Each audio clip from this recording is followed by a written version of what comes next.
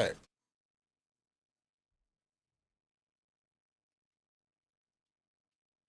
Are we back?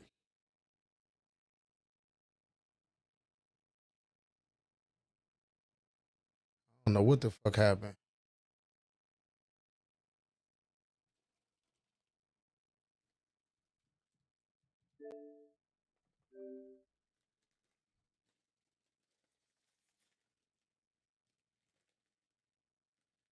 I don't know what just happened.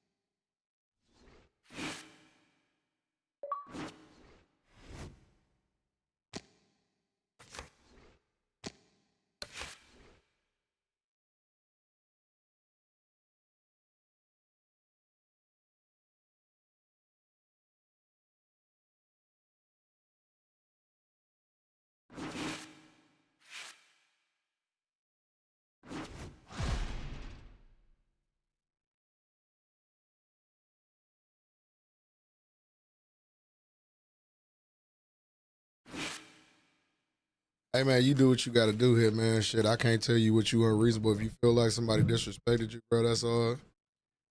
Do it. So what just happened, y'all? I apologize. Just straight up got kicked off everything.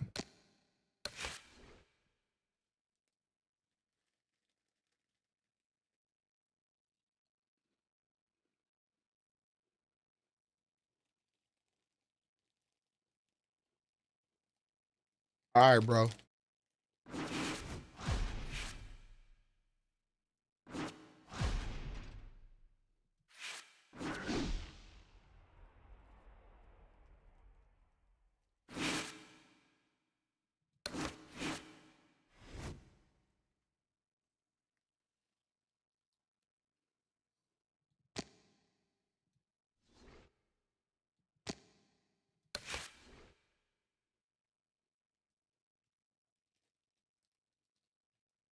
Somebody booted me completely like that. The whole fucking router was off.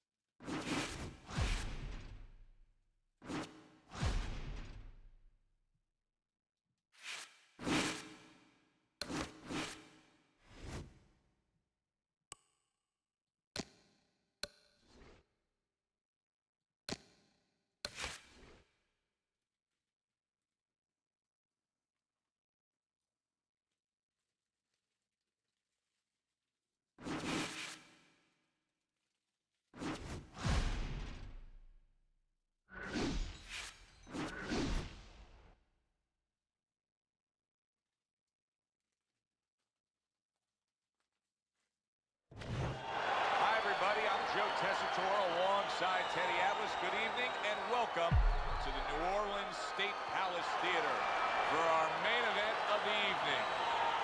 10 rounds in the heavyweight division. This should be a really good matchup here tonight. All that energy that we saw, it almost boiled over at the weigh-in yesterday. Now it gets to explode here in the ring.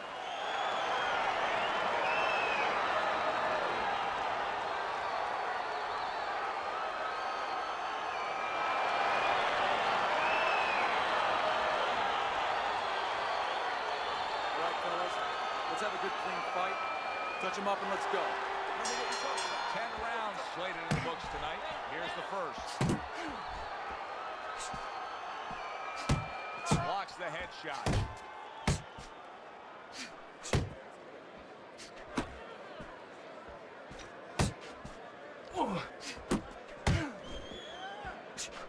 Well off the mark by Mr. Showtime. That right hand is becoming a crutch. He can just lean on it now. Scored well with that straight left.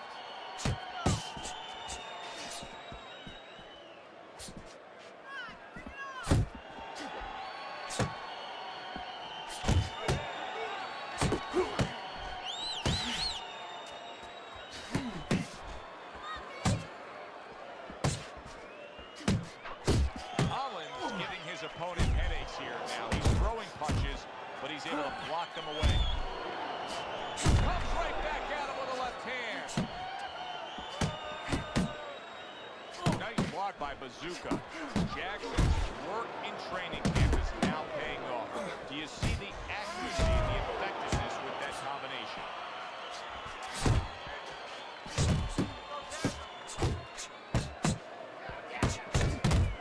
Good block by Jackson. Move it. Overhand right can be so effective. Able to land another power shot early on here, Teddy. Does he have to worry about trying to keep up this pace? No, I don't think so. If he keeps at this pace, he's not going to be around to worry.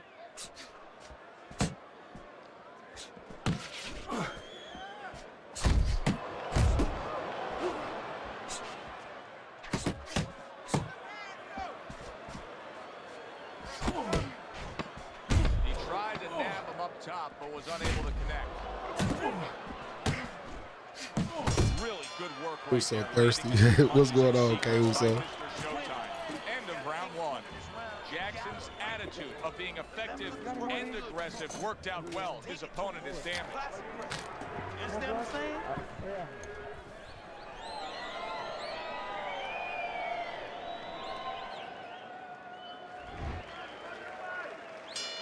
Here we go. Round two is underway.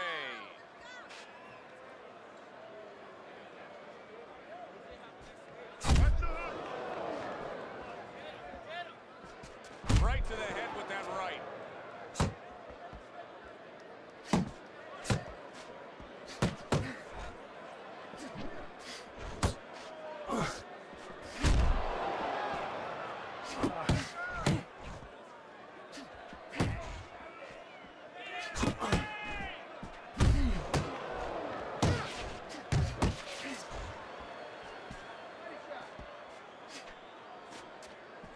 And Mr. Showtime's ripped to the head. Little head hunting with the left. At this stage of a fight, Teddy, these very early moments, how much in your training career will you stress to a guy to try to go to the body? Very much, because it sets up things later on, and it takes away things that he's trying to do. You know, he's trying to move his upper body. You go downstairs, takes a lot of that away. Not getting his mark there going upstairs. An accurate left by Hoffman.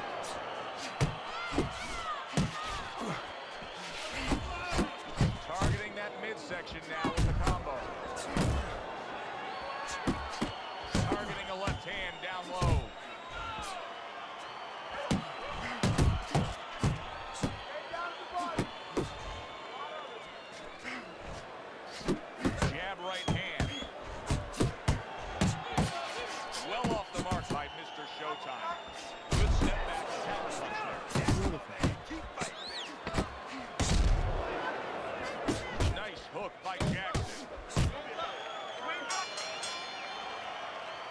come to the end of round number 2. Mr. Showtime showing off a real boxing IQ in that. Oh, you say you trying to set up? Fighting smart. I mean, not just reckless aggression, but smart, accurate punching. And talking about IQs, it's being led by that left jab, an educated left jab. A jab that talks a little bit, talks a couple languages. I mean, he's hooking off it, he's uppercutting off it, he's doubling up on it. Good job.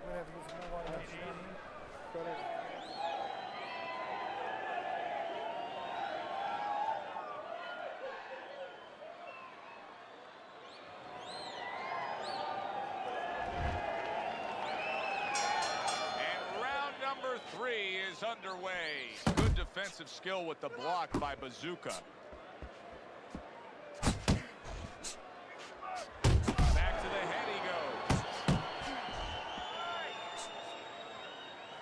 goes. Mr. Showtime's defense did a good job there, able to avoid that punch. Comes right back at him with a left hand. He got hit, but he sends it right back. Right hand over the top, very accurate with it.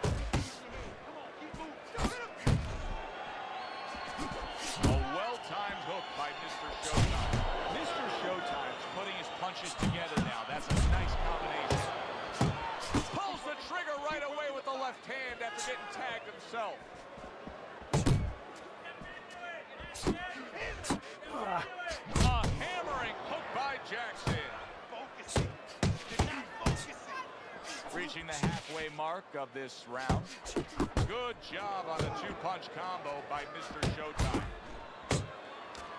Not able to land the headshot. Keep pushing. Keep pushing.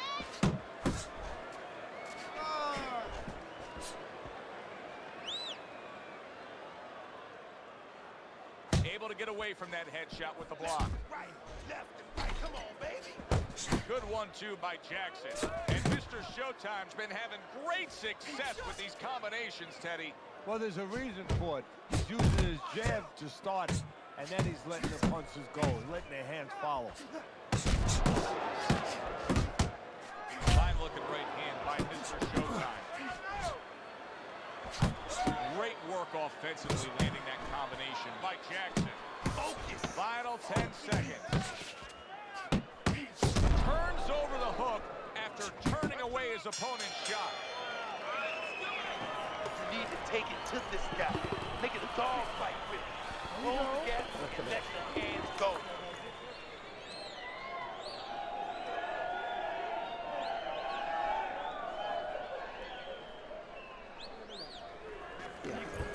Nice work on the inside. Good job. Keep that up. You gotta watch the water in the corner. Too much. Jackson's off to a really good start tonight. This is the first time we look at Teddy's scorecard, and you can see that he has a clean sweep through 3 rounds.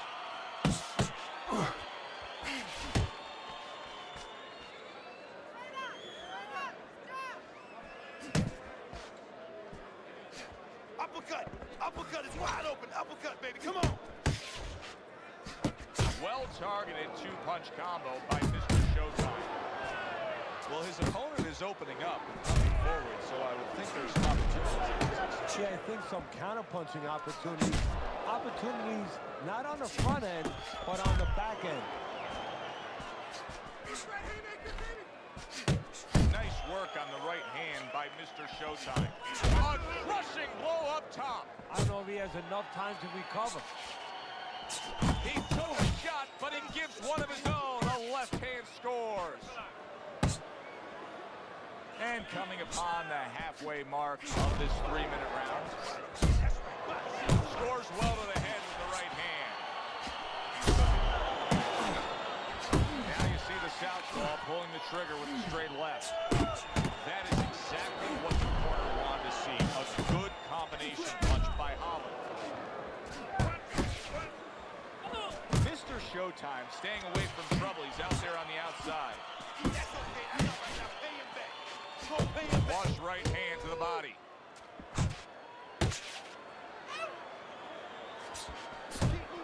Took a shot, now he gives a left. Oh, that's good stuff.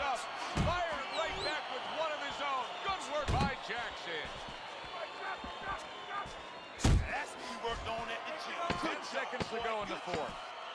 Collins tagged by that power punch. Using those feet, using that jab on the outside well. And you know what? He used his head early in the fight because he went inside, which is really where he's set up for, and he got his opponent's respect. And now, that respect is paying off because he's being allowed to stay on the outside and control things. Round number 5 has arrived. Bazooka's hoping to try to carry some of that momentum from the last round into this round. Now he's down on your scorecard, but he turned the corner a bit in that last stanza. Well, you hear him talking about, you know, baby steps. You know, you got to crawl before you can walk.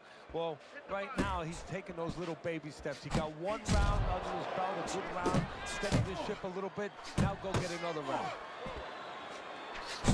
There's the combo to the body. Still not moving enough. Come on now, move, move.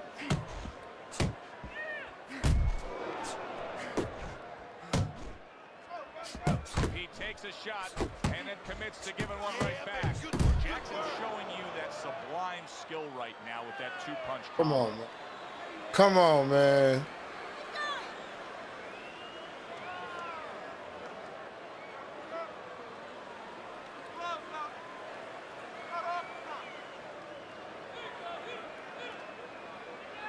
That's when I was starting to warm his ass up.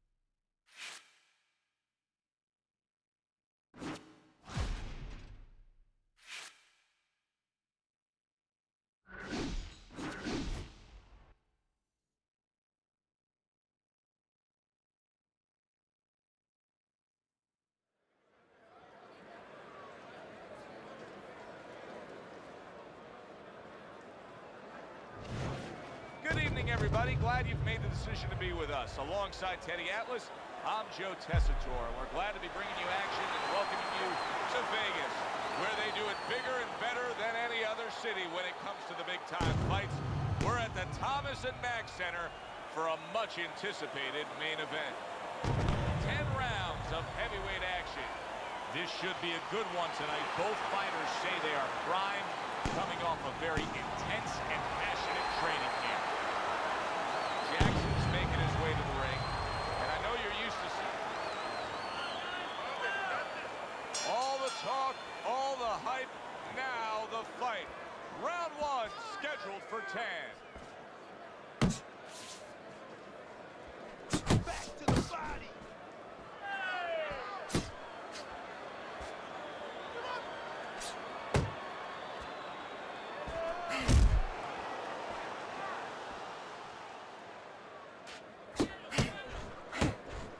How about that left hand?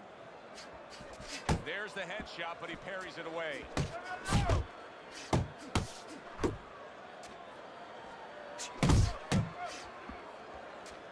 And now he brings the left hand upstairs. He fires off the combination there, and it lands. He returns the favor with an uppercut. Scored well with the left downstairs. Heading into this fight, we talked about what each man can do offensively. What each man wants to do is have varied punches throughout. Exactly. What he doesn't want to do. He doesn't want to be predictable. Jackson's landed a good, solid combination. A little give and take, and here comes the left hand. Takes one, but gets one. Good work by Jackson. Solid left. So he decides to go downstairs early on, and I think he'll be happy with that decision later on. Well, it tells you that he's a well-prepared fighter. His corner came in here with a good game plan. They understood what they had in front of them. A guy that's going to move a little bit. Start going downstairs, taking the air out of the tires, and later on, he'll be in front of you. Able to time that left hand and score with it. A little something for his opponent after getting tagged. Unbelievable pace here tonight. Both guys have no plans of having this fight go far. I'm sure the frame of reference for most is Hackler Hearns. Yeah, you wonder if it's going to live up to that. So far, so good. Not getting it done with that straight right hand. Jackson's landing a combination here. That's what he does when he's at his very best. We come to the end of this round. Teddy, a round in which maybe a lot of trainers don't like to see because it was a very busy round for both guys. Well, it depends what kind of style, what kind of strength your fighter has, or even what kind of weaknesses. If I had a guy who likes to box, who likes to counterpunch, I want a guy coming at him. Not with a lot of TNT in his gloves, but coming forward where my guy is well suited. He can pick him off a little bit. More than one punch out. All right, listen. Here we go. Round two is underway. Missed the body shot. He returns the favor with a right hand of his own. Jackson so dangerous with that accuracy. A two-punch combination landed. Has a hook right to the flank. Good job by drawing in his opponent and then landing the counterpunch by Mr. Showtime. He is not in good shape. He could be on the deck at moment. Did you see that? Menacing midsection shot there. Down he goes. Shit laggy as fuck. 2, 3, 4, 5, 6, 7, 8. So now the question becomes, after that knockdown, and he has gotten up, how does he survive? Joe, one of the ways he survives is if he's been taught. Have good habits, have good fundamentals been put there. You're going to find out right now, he needs them right now. Halfway through round number two.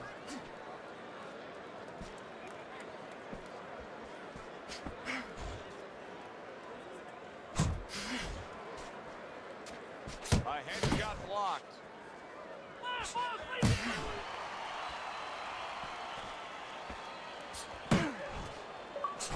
Oh, a nice two-punch combo by Jackson.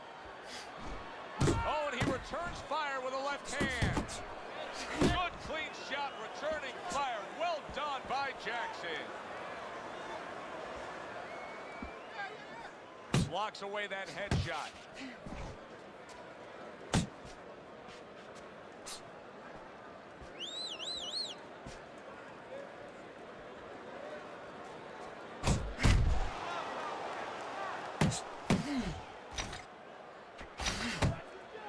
Jackson's getting himself into the mix now, landing that left hand. Just 10 seconds to go here in the second round. Jab followed by the straight by Jackson. Jackson's in control now. Scores a knockdown in the last round. Teddy, you think he's going to go after it here when this next round starts? Well, I'll tell you, Joe, he should. I think he should, because That's what the networks are looking for. They're looking to bring back guys that are exciting. There's no better way to ensure that they're going to bring you back than scoring a knockout. He has an opportunity. Yeah, opportunity to advance his career. What about his opponent in a spot like this? I mean, here you got to your guy earlier. You did some damage, but now he's fighting with such a defensive style, it can be frustrating. Yeah, it can be, but you have to make the adjustment. You're going to deal with styles like this. This is part of your education, part of your development to go up that boxing ladder. Now you have to find a way to get to him while he's being defensive. Still use your jab, you know, close that gap, put your punches together more, and start banging that body a little bit extra. Able to land with the right. Oh, and he's got something for himself, and it's a left hand. Another flush shot lands upstairs.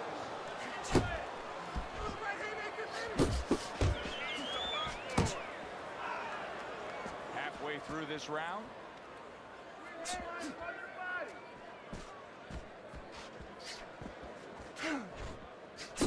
Good combination to the body. How about a return to sender with the left hand? Good scoring shot. It was a straight right.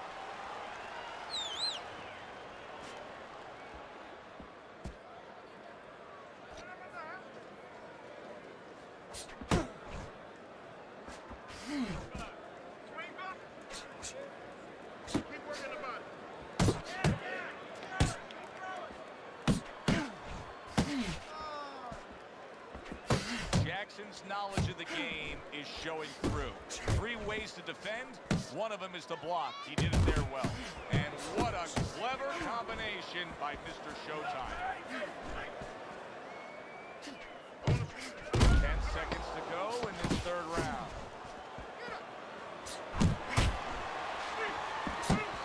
Mr. Showtime's right hand scores well. And round 3 comes to an end. Don't let him test Our first chance to take a look at Teddy's scorecard here as round number 4 is underway.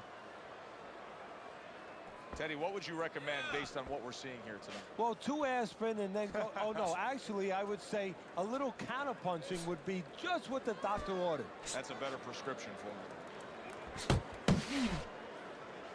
Accurate shot, straight right hand comes in.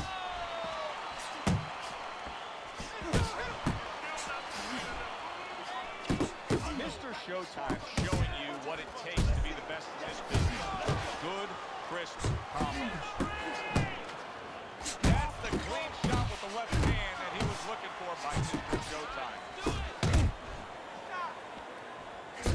Very accurate 2-punch combo by Jackson. Jab. Pop the jab. Use the jab. Use the jab.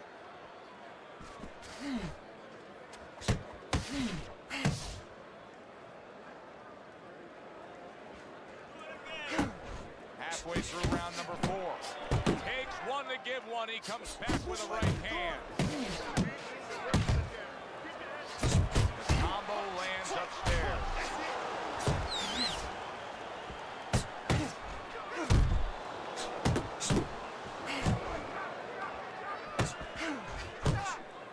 Oh, he took some damage, but he gave some back with the right hand. And now another left. He scored well after being hit himself. Flush shot, the left hand came in.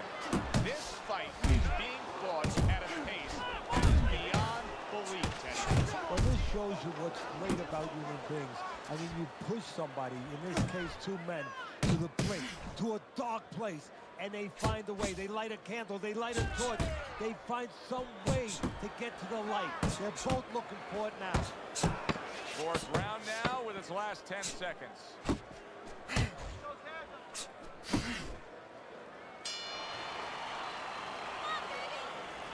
gotta land a big punch now, champ. No doubt about it. You lose in this fight. You need to throw and land a big shot and knock this guy out. You need to cover up, okay? You're leaving yourself open.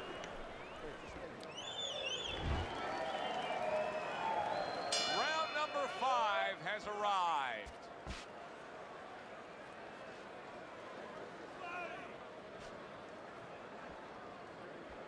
Let's see some more head movement, champ. Come on.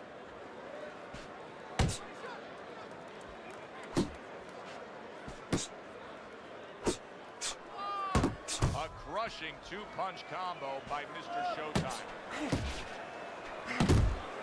He scores with the left.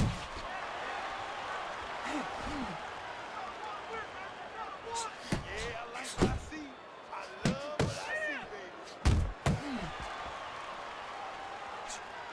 baby. Teddy, he's just covering up. That's all he's doing, but it gives his opponent so much time to pick where he isn't. Yeah, you're right, Joe. I mean, first of all, some of them are going to get through, and some of them are watching them. They're getting through.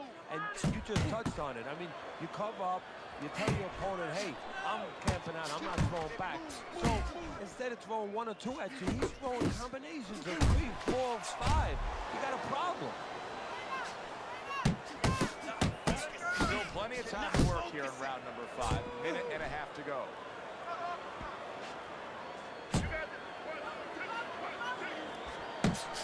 Takes one, gives one. The right hand scores well. Teddy, you saw that coming. You said he was waiting for that. Yeah, what he was doing was he was just pulling that shoulder back a little bit. Try to draw that right hand, pull that shoulder back, be a ghost a little bit. Disappear on him, come back with the right hand. Right, left, right. Come on, baby.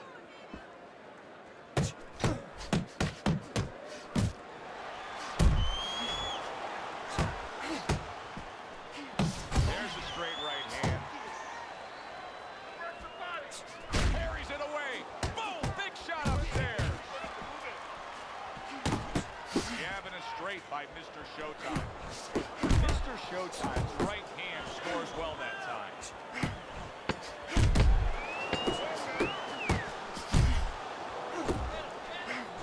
Jackson's defense. Is it ever good?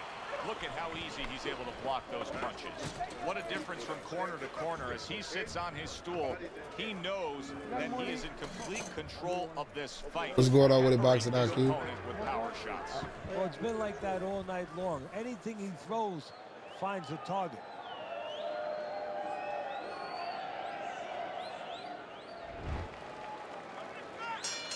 The start of the 6th round.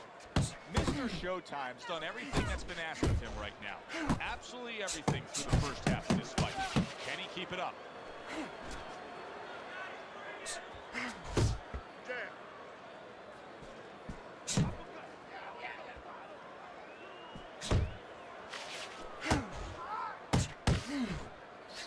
Again to the melon.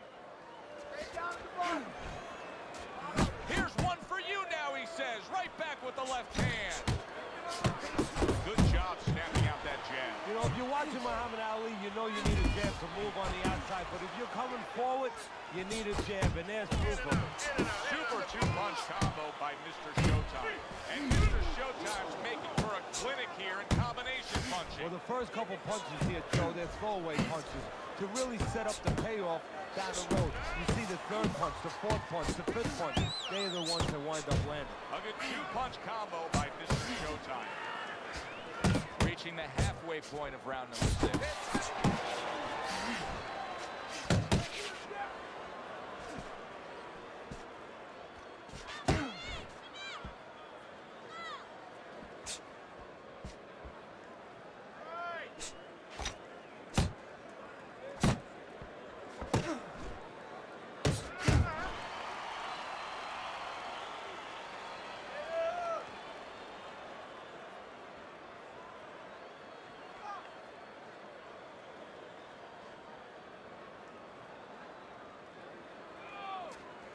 Accurate with the straight left. Good looking jab there.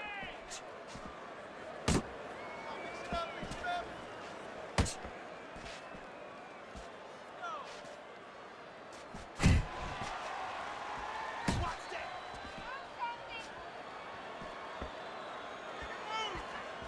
10 clicks of the talk.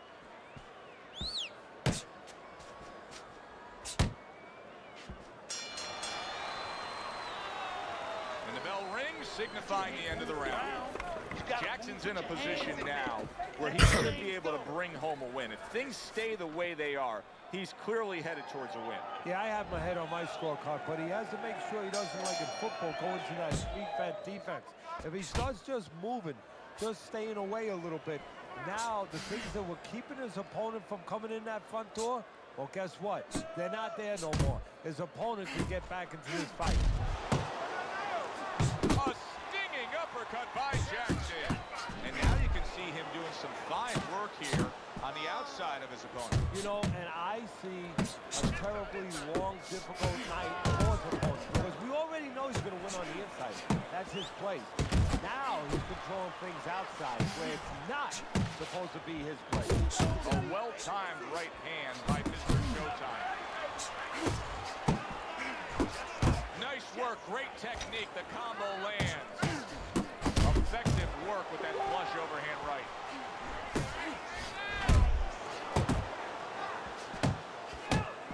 And now he's targeting upstairs. Halfway through the 7th round.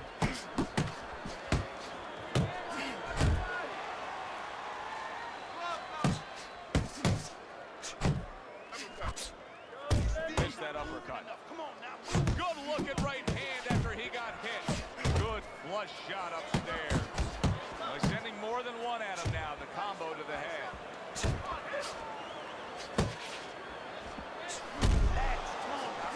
Jackson's left now getting into the mix.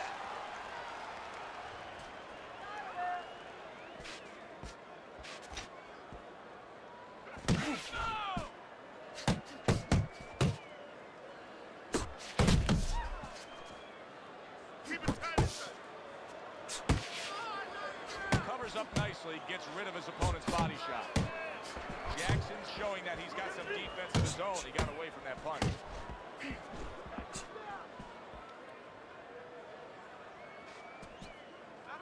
Ten seconds to go in the 7th.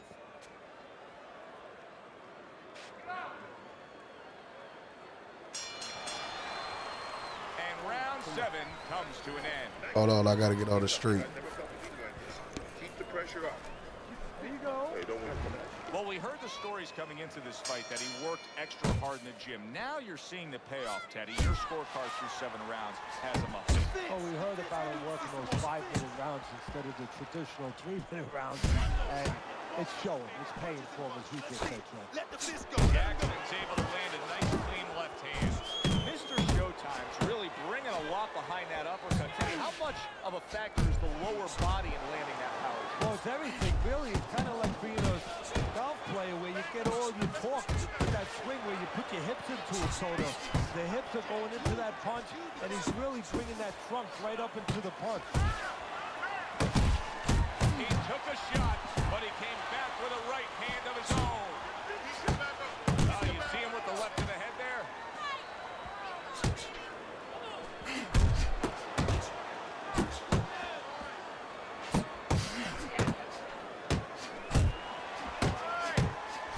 They trade shots. He comes back with a right hand.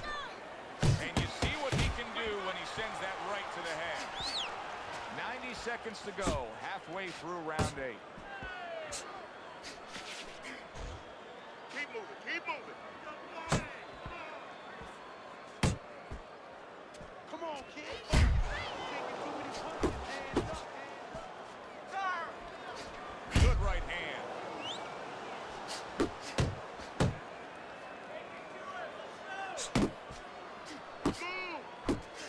He just missed that shot up top.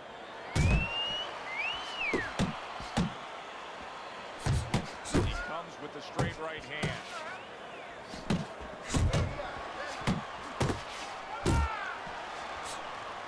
Boy, right on target with that double jab. He gives as well as he takes. You saw it on that exchange. Teddy, is anything going to change at this point? He keeps getting hit by right hands. Probably not. Let's be honest, Joe. This is a habit. This is a flaw that was with him in the gym, and it's still with him now. It's not going to change.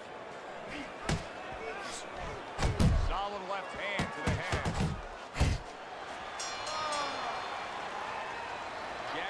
winning this fight. And if you ask most of us ringside why, we would say he's in better shape. His conditioning has been great as this fight has gone along. Yeah, he did what he was supposed to do in camp. He got ready for this moment. Also, his intellect. He's a smart guy out there. The ref looks at him and says, no headbutting, hands out the warning. Nice combination, landing more than one. Both were able to score. That's a momentum changer upstairs. Mr. Showtime's going to think about the next time he throws a punch because he just got hit. Wow, no doubt about it, affected by that right hand. If I were him, I'd be hanging on a little bit here. That's 1 point.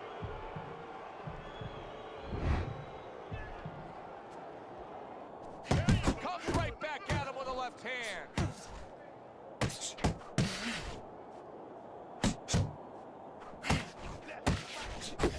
Oh, and he stays downstairs.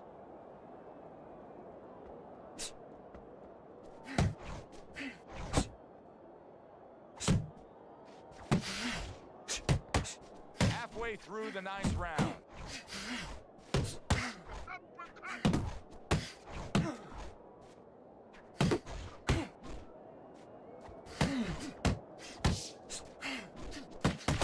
And now he's acting like a fighter.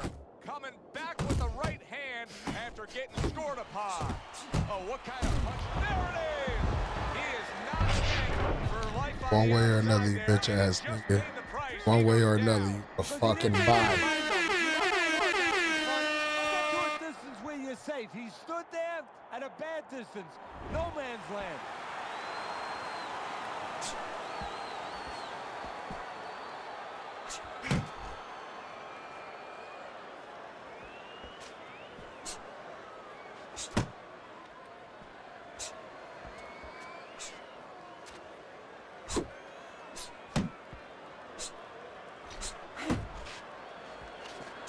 Stop. That's 1 point for excessive headbutts. That's 1 point. Yo, what's going on, Boxing First? Fucking clown. Nice work, the left hand to the head. Keeping his hands up, getting rid of his opponent's offense. As we're between rounds now, Teddy, it gives us pause and time to reflect on what he's accomplished.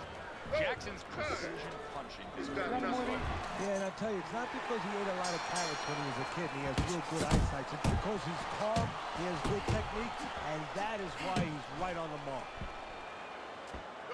Well, Teddy, you get in a spot like this, and everybody has their eyes on the fighter who was just knocked down in the last round. What do you look for? What tells you right away that you know what his status is? Well, it's two things. The easiest one is the legs, so I want to see if they're steady, if they're firm, if he's okay. But the next thing is his personality, believe it or not. It's kind of like when you go out to a bar with someone, they have a few drinks, and all of a sudden they're a different person. You know they're drunk. Well, I want to see whether or not my fighter's drunk. If he starts rushing at the guy, starts acting in a way that he's never acted.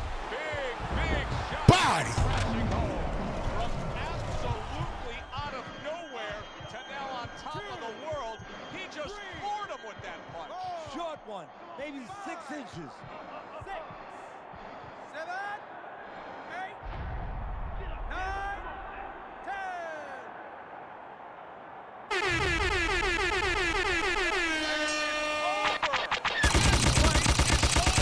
Damn, son. Come one, come all, because nobody can get close to me. They're not even close. I'm the best fighter in the world. That's what you want to see, a guy who can close the show and finish with style. He ends up a knockout victor tonight. And that's what his trainer wanted. His trainer was even telling him, step it up a little bit, because he knew this was possible, and they got it.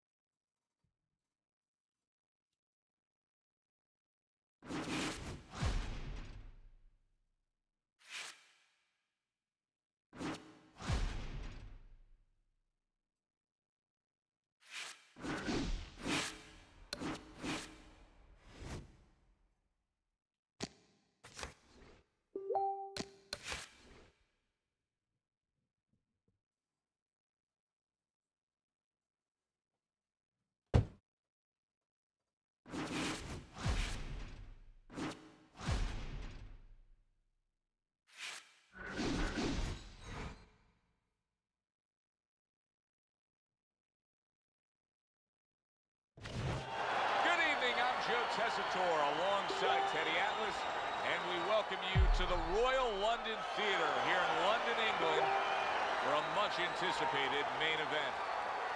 10 rounds, middleweights going at it. We are looking forward to this fight, especially after seeing what happened at the weigh-in yesterday. A stare down that nearly resulted in a bout breaking out right there. We'll get to know you here in the opening round scheduled for 10.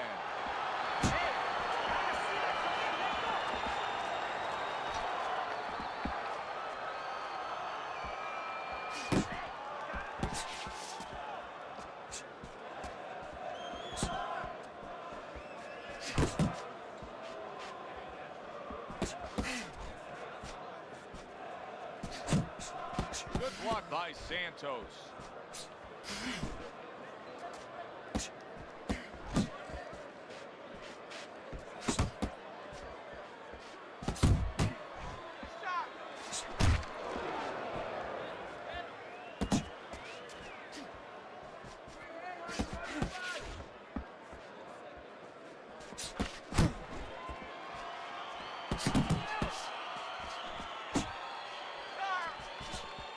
Halfway through this round here. The Sandman's way off the mark. That punch didn't have a chance.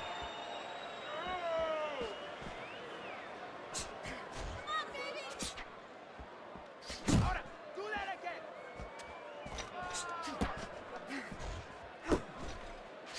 Hey, let's go.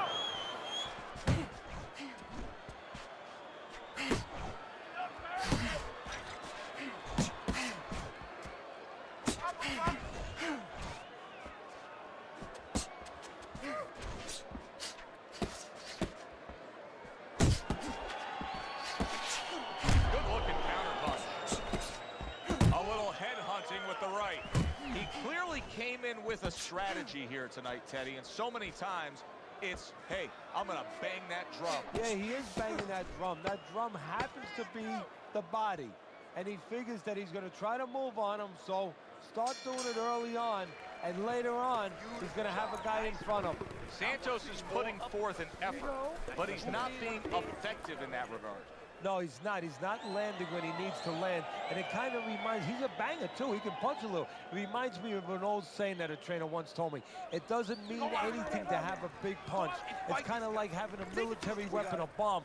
What good is it if you don't have a missile to get it to the target? Right now, he needs a missile to get that punch. He needs to set it up, and he's not doing that.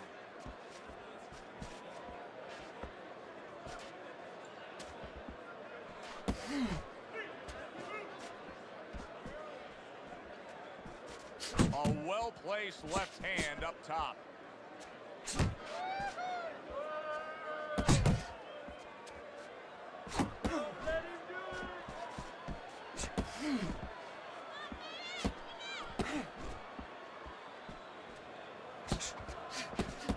Santos's combination punching is working well here.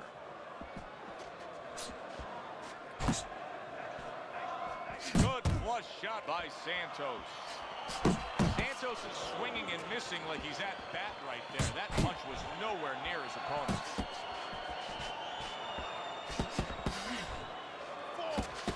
Able to cover up along the belt line, blocks that one.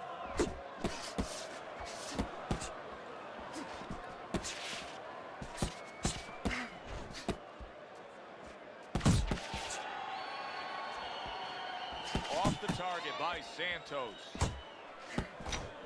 The Sandman's got a bad cut now that's opened up on his cheek.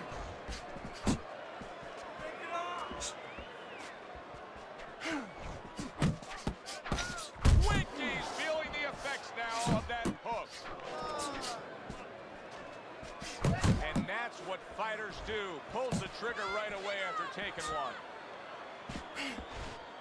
He's tired. He's And he tired, just Champ. holds Come on now's there. your chance.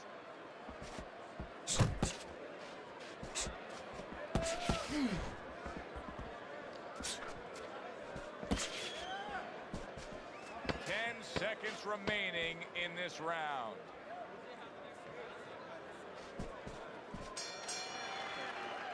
Winky's last round to me, Teddy, completely ineffective.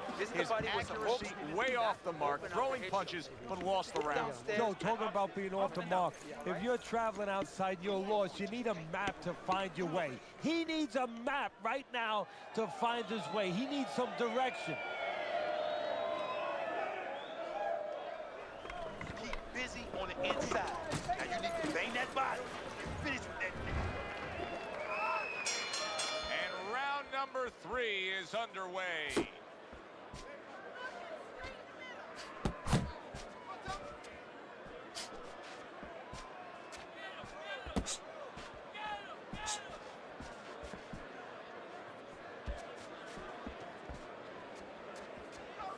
Winky isn't giving us anything to talk about right here, Teddy. He's not moving, he's not boxing, he's not fighting. Well, 75% of this business is mental. You would love to know mentally what's going on in his mind right now. Not much.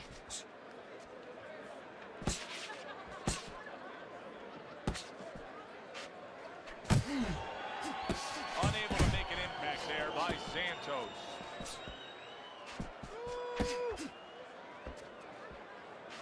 Comes right back at him with a left hand.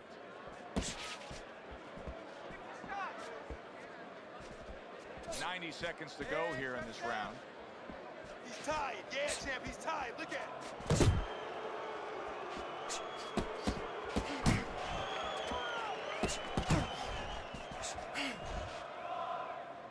Not much action as he just ties up.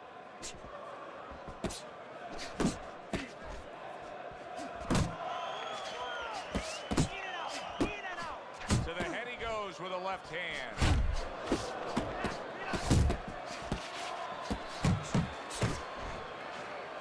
A crushing power shot after blocking his opponent. Santos is the kind of boxer that wants to do just that. Find the target, get the combination working, land both punches.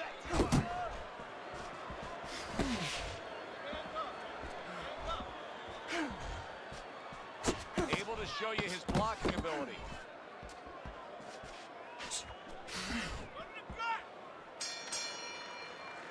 And the round comes to an end. That's it. I need another round just like that, all right? You're doing fantastic. Just keep up the good work. Nice, nice. Good work, kid. I want to see you double up on it.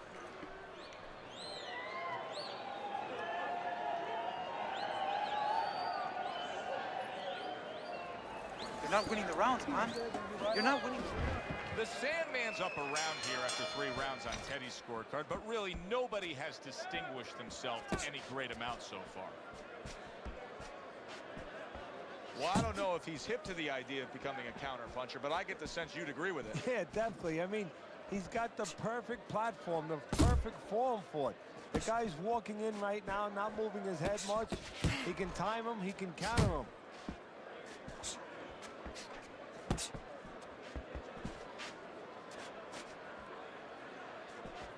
Look at that combination by Santos.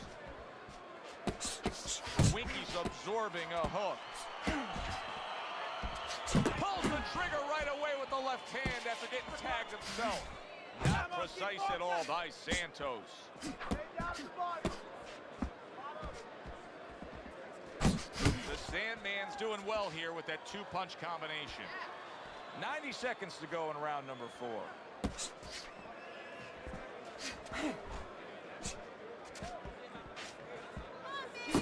Keep working the body.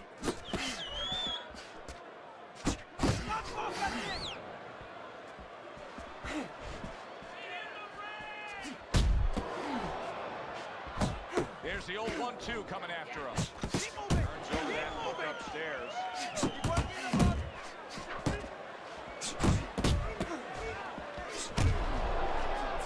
Needs to improve that accuracy. Missed with the headshot. Left and right, left and right. There's another left hand from him.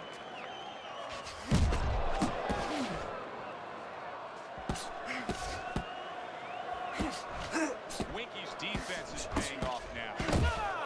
Last 10 seconds. And now that backhand, the straight left hand, scores well for him. And round 4 comes to an end. Now that he's back in the corner, we get a close-up look. The Sandman's cut even looks worse. And it's up to the fighter now, so for his attitude not to change. You know, we can look at it and we can say, wow, that cut looks worse. The fans can look at it and say that. But the fighter must be steady, the same attitude, as though he doesn't have a cut. Otherwise, he has no chance of winning this fight. Nice. How you feel?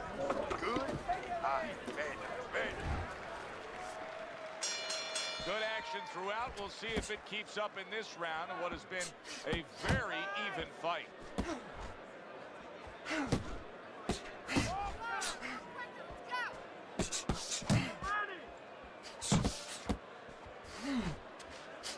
Winky's left, working well that time. Double jab, double jab. That was a fine block by Santos.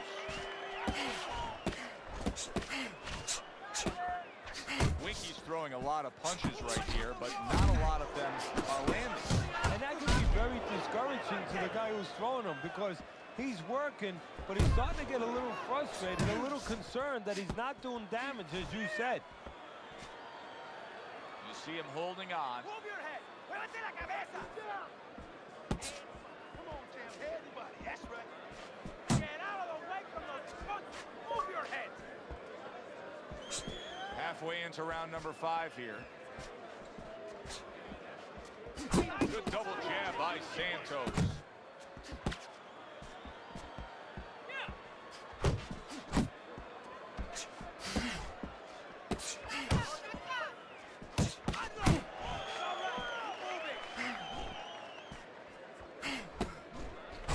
There he is zoning in, the old 1-2.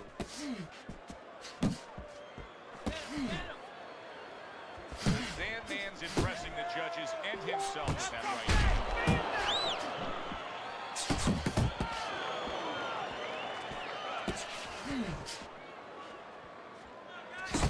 Well, he's got the attitude, something's got to stick. He fires off the combination, and they both do. Good shot to the head with that right hand.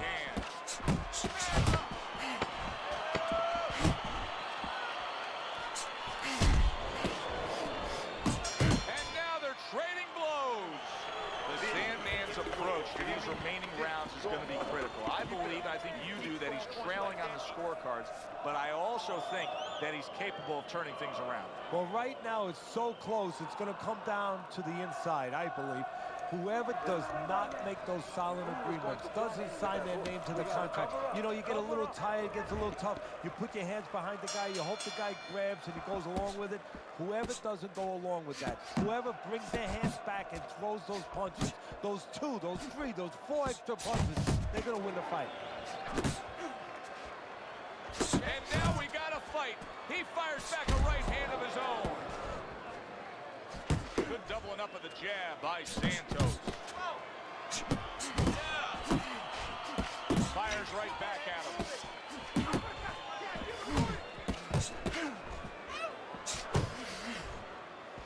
The Sandman's blocking ability is doing well for him there.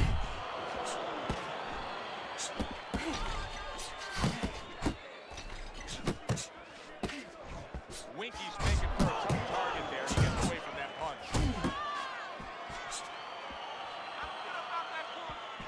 Blocks that belt line well. Winky's defense has been just unbelievable tonight. I mean, Teddy, he takes such appreciation seeing a guy putting forth his craft like this. Yeah, you do, and that's why he's able to have such a long career. That's why he's able to be, you know, so consistently good, because he doesn't take a lot. He doesn't get worn out. He's fresh. Keep moving, keep moving. That's it, that's it.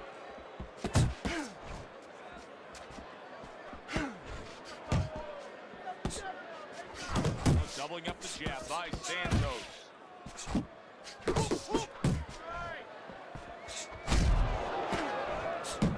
That is a big right hand after eating one himself. Hey, keep your feet moving. The Sandman's nose is cut. You can see that it's worsening as this round goes on. Working our way towards the bell. Last 10 seconds of the 6th.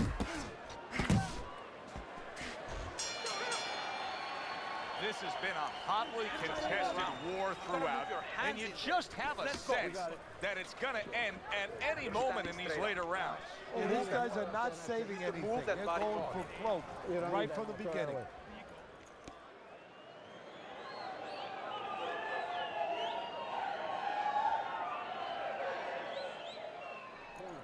Breathe. Deep breath. Good job. Deep breath. You're in control of this. Back underway here to live fight action. Tough fight to score. Very, very even, closely contested bout throughout. That's what I want to see. The Sandman's able to land a good, solid left hand. Double jab by Santos. That hook was well off the mark. Great movement to get away from those punches. Wickie's been stunned. Look at that. And he goes down, and he was on the outside where he doesn't like to be. Where he shouldn't be, and he paid a price. 3, 4, 5. Santos is going to keep taking this test, rising up after being knocked down.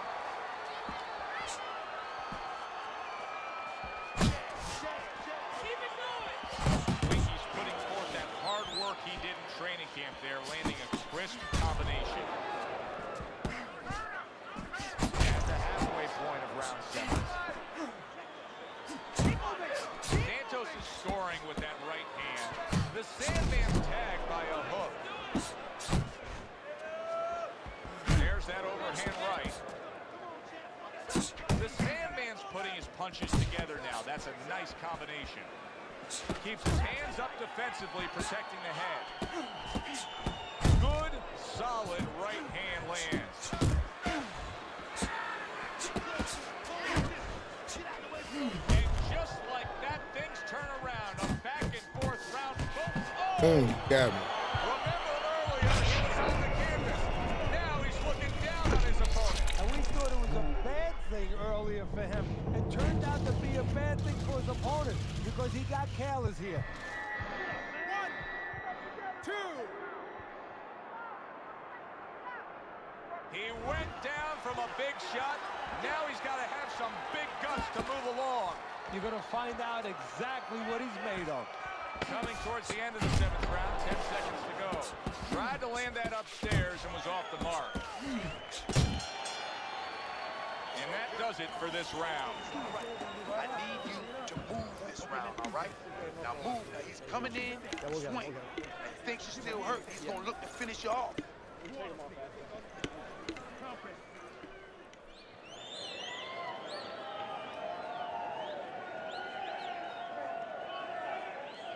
Can't let this guy go first. He can't be first. Start of round 8. Teddy's got it a close fight. Santos is enjoying a slight lead, but he has to sharpen up that defense. His opponent has been finding a way to land. Yeah, I'll be more specific, Joe. He's got to keep his backside off those ropes. That's where he's paying a price. The Sandman's trying to get back to where he was here in this round. He was knocked down in the last round. Now, Teddy, when you're the opponent and you knock the guy down, those opening few moments in the next round, do you try to size up? Come on, man. He may hit the floor. Sit the fuck up, because this is some trash. This garbage ass nigga I beat the fuck out of all the time. That shit garbage.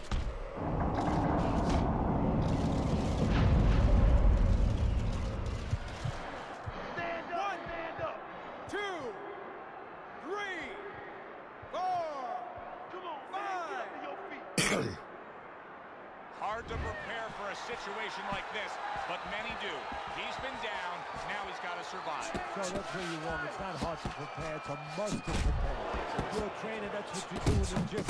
You teach a guy, if you're in this situation, this is what you do. You grab on, you move your head, you survive. Left hand came after the jab. He took a shot, but he gives one of his own. A left hand scores.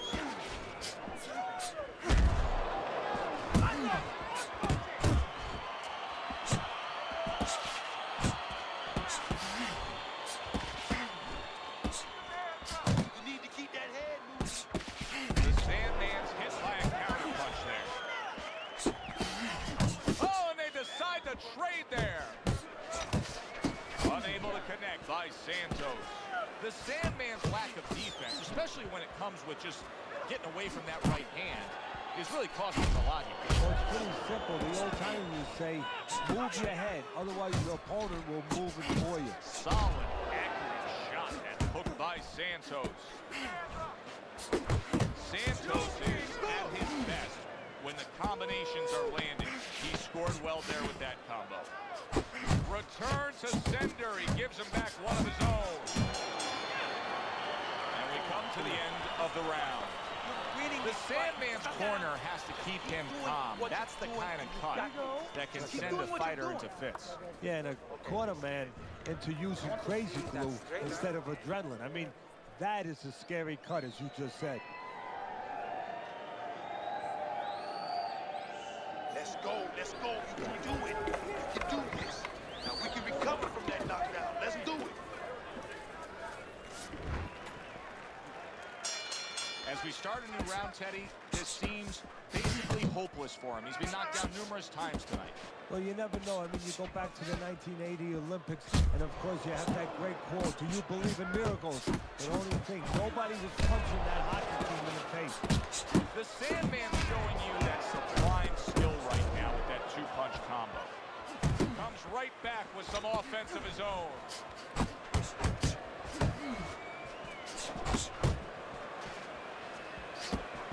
The Sandman's landing a combination here. That's what he does when he's at his very best.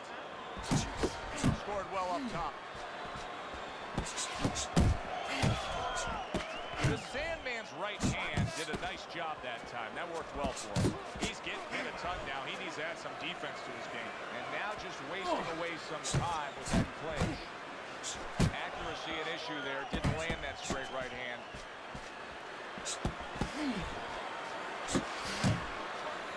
And now he's targeting upstairs.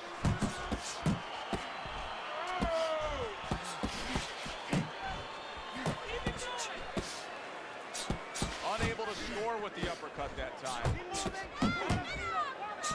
The Sandman's right hand working well that time. He scored well.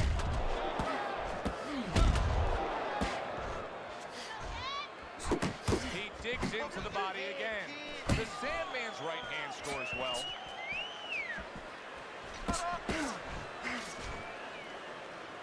He clinches when he gets to the inside.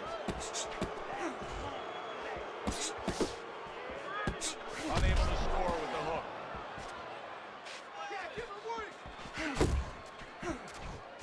Last 10 seconds of the 9th round. The Sandman's got something to think about now.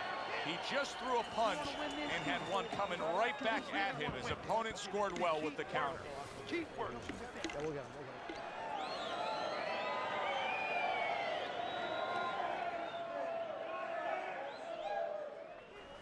Dig in deep. Dig in deep. You got it in you, champ. Listen, you need to move your head more, side to side, okay? I want to see that. They have given a lot tonight. Now one more opportunity to give a little more. The final round is upon us. The Sandman's in a cycle right now that's not paying off for him. He has been busy. Yes, he's committed to trying to be on the attack, but not enough of these punches are landing. Now, I would not call this guy in, from what I've seen, to paint my house. Because, I mean, this guy looks like he's painting graffiti boards. I mean, he's just throwing stuff in there, like you said. And it's just, it's not making the picture you want to see. It's not accurate. It's not effective.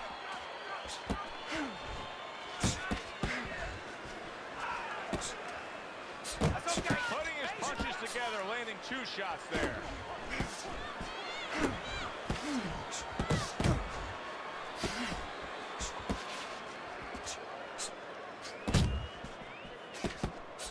Halfway through this 10th and final round. Flush right hand to the head. Oh, he just misses with that headshot.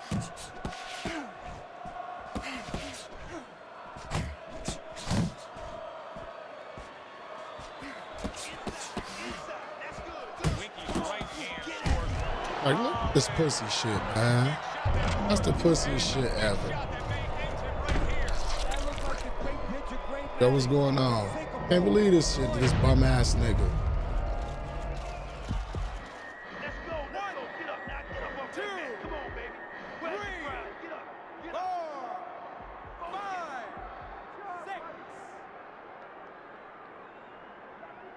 So he goes down, but able to get up to his feet. Teddy, what should he be thinking about now? Well, right now, just surviving, but if he survives, then he better figure out why he was put on the floor. Good exchange. He fires back. Winky's big shot there. Well, we know he survived earlier, but now he goes down for a second time. 2, 3, 4, 5. Santos is now getting back up off the canvas.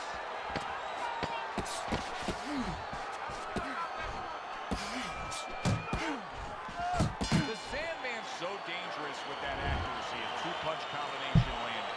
Oh, what do you do after a round like that? Both men survive right to the final bell. Let's get I don't know who the decision fuck from they our gave ring that to. announcer. Because he got doing some sucker shit at the... And they gave it to her. Winky's your winner. He gets the nod by split decision. Hey, if I'm a commissioner in this state, I'm calling that judge in, and I'm saying, hey, explain to me how you had this decision. For Teddy Atlas, I'm Joe Tessitore. Always enjoy you tuning in. We'll see you next time at the fights.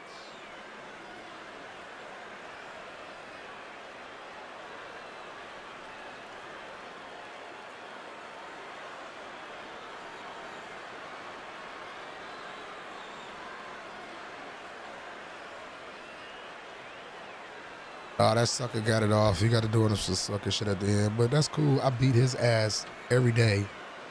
And he pushed A, so I commend him. Good fight.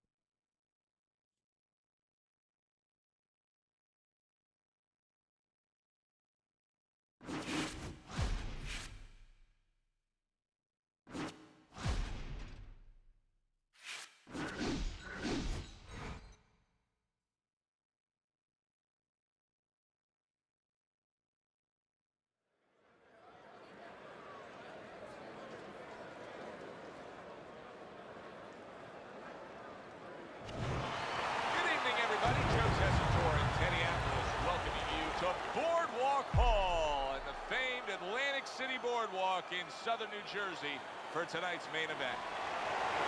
10 rounds, middleweight action. We are looking forward to this fight, especially after seeing what happened at the weigh-in yesterday. A stare down that nearly resulted in a bout breaking out right there. Now they get to do it for real. The Sandman's the kind of fighter who you just know has no self-doubts. Look at the way he's making his way down to the ring right now. You can see it in his eyes.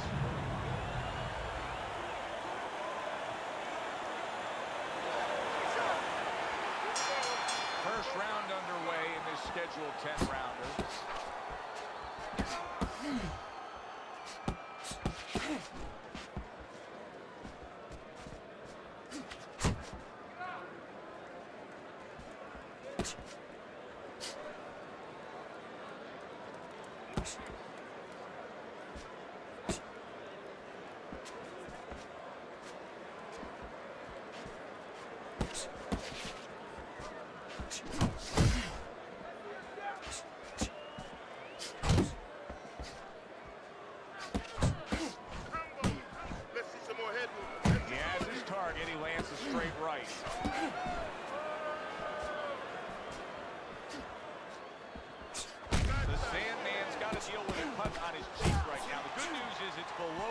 But still, it could get nasty as the fight progresses.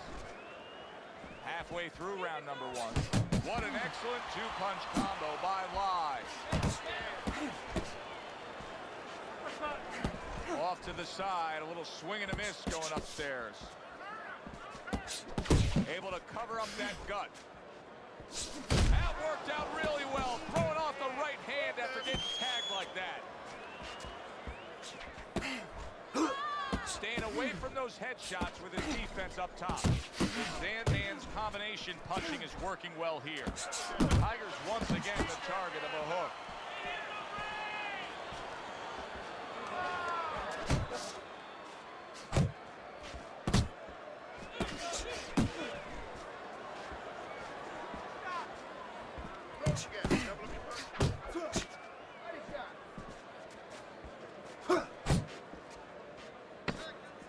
Final 10 seconds of round number 1.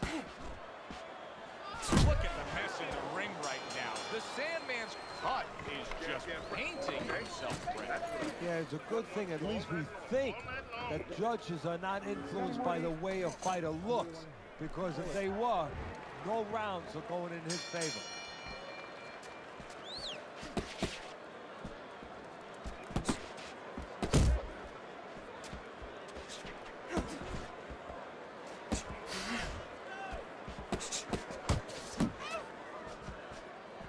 Good way to protect the midsection. Move in. Move your head. And there's the left hand working well for him again. The Sandman's got a real problem on his hands now, Teddy. I think the cut is actually worsening around his eye. He has to do a better job of watching out for that. He has to protect that eye. Yeah, what he has to do now is give his corner man, his cut man, a chance for his work to be accomplished. In other words, there's been coagulants, chemicals put into that eye. Now the fighter has to move a little bit, be elusive, and allow those chemicals, those medicines to work. Reaching the halfway mark of this round. Boy, sharp two-punch combination by Lai.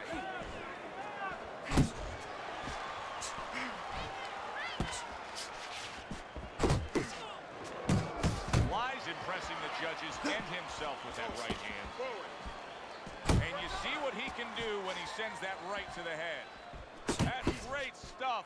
He fires one right back after taking one. Gotta love the work by Lai.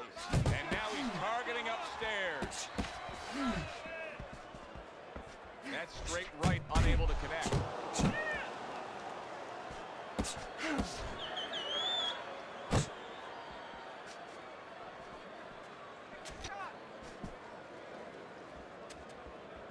His opponent wanted the body. He wouldn't give it to him.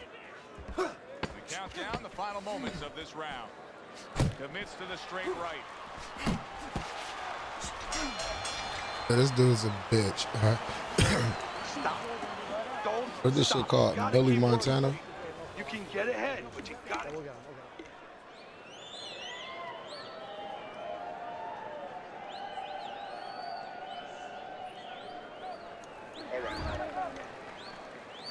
I don't know who it is. Round number 3 is underway.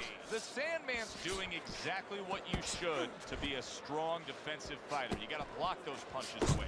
Well, what do they say, Teddy? Something's got to stick. That combination was something. Well, you know what it was? The first couple punches were throwaway punches, set up the later punches. What a great job. He gave one right back in return. Nice work by Lai.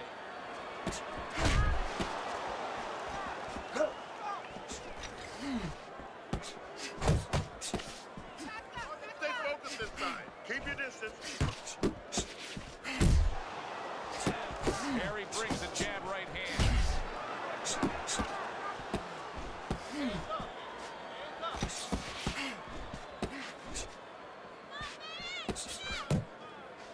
Little head knocking with that right hand. The Sandman's defense is now serving him well. Nice job blocking that punch. He missed with that headshot.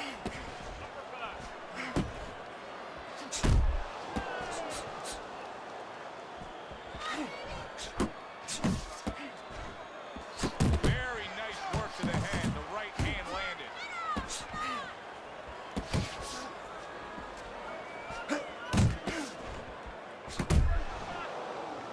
Solid counter punch by Lai. Good effect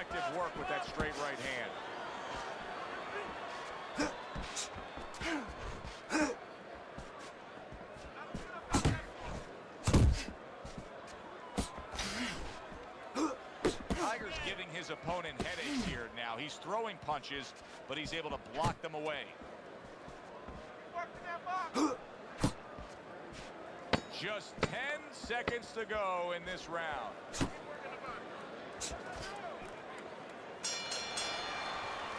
And that's the end of round 3. Relax. Relax. We can do this. Yeah, we'll get him.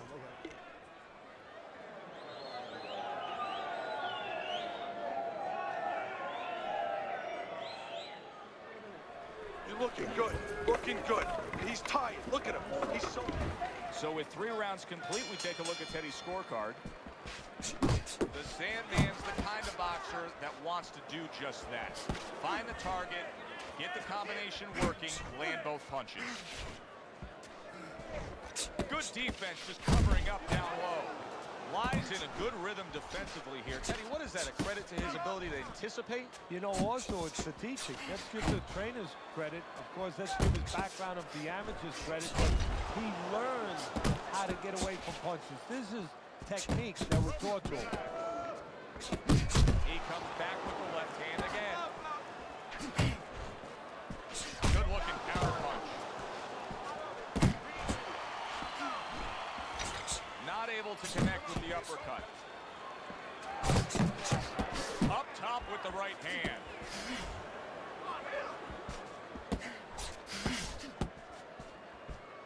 And coming upon the halfway mark of this 3-minute round. He returns the favor with a right hand of his own.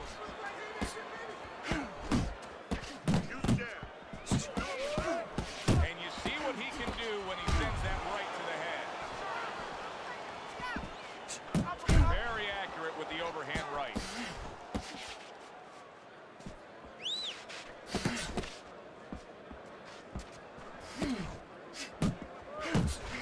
And now he's targeting upstairs. Wise movement's really helping him out, avoiding that punch. Keep working the body. And you can see he wanted to do that as he holds on there. A stinging uppercut by Lai.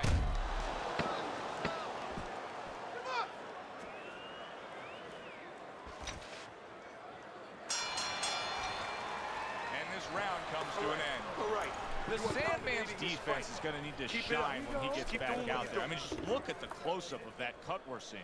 Yeah, he's got to use his legs. You're right, Joe. He's got to get out there and buy some time for those medicines to work.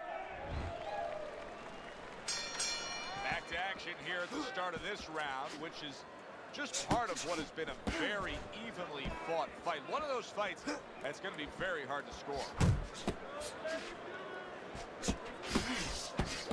Took a shot, now he gives a left. Takes one to give one, he comes back with a right hand. Scores up top with a left. The Sandman smashed up top. You can see he's trying to score up top, but off the mark there. Teddy, there are opportunities that are here for him, aren't there? Yeah, counterpunch opportunities because he's got an opponent who's walking in a little bit. Now he has a chance to start to chuck something back at him a little.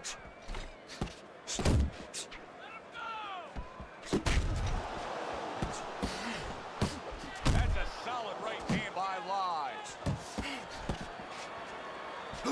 Halfway through this round.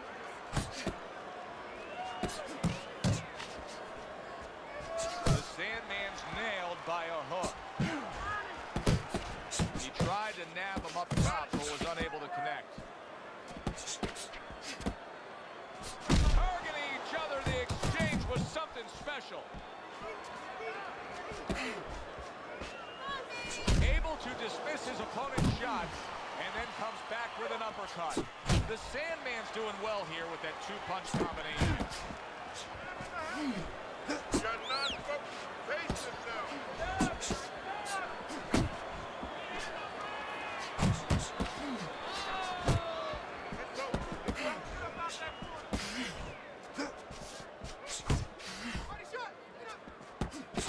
Best combination in the game, jab with a straight.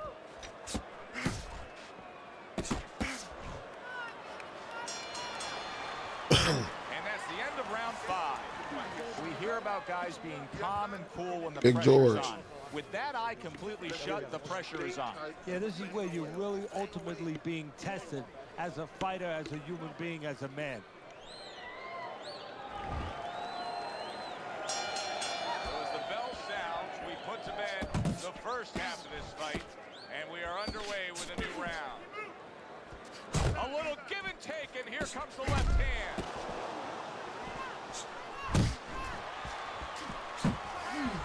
The Sandman's knowledge of the game is showing through. 3 ways to defend. One of them is the block. He did it there well. Tiger's missing the mark by a mile. That just was nowhere to be found. Let it go.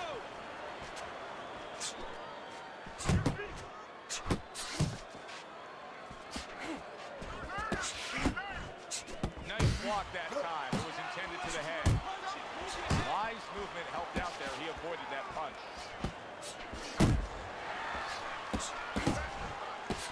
Good defense upstairs to stay away from that offensive assault. Halfway through round 6.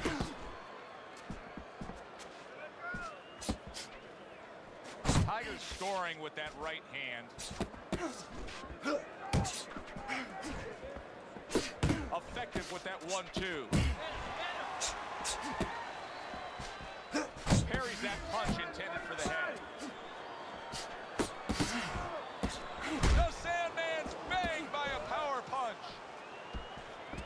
Wise rocked by a huge hook to the head.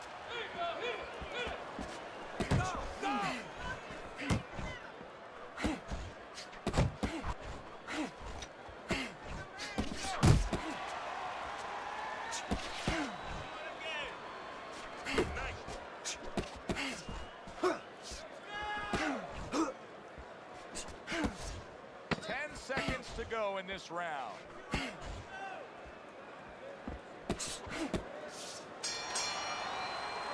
I don't know, Teddy. It just feels like one of those nights, one of those fights where somebody's getting hurt, where this is not going to the judges' scorecards. I feel like I'm in Coney Island watching one of those hot dog eating contests where somebody's going to try to eat 50 of them, 60 of them. In other words, he's not worried how he's going to feel at the end of the night. Gets rid of that. It was intended for his head. Oh, and he returns fire with a left hand.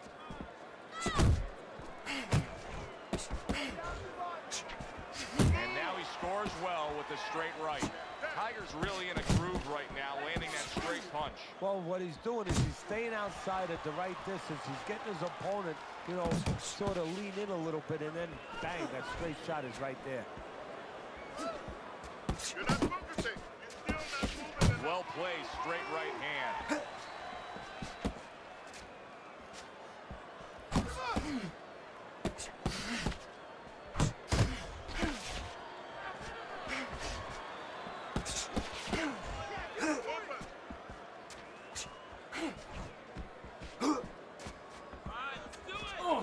Halfway through the 7th round. The Sandman's putting forth that hard work he did in training camp there, landing a crisp combination. Scored well upstairs with the right hand.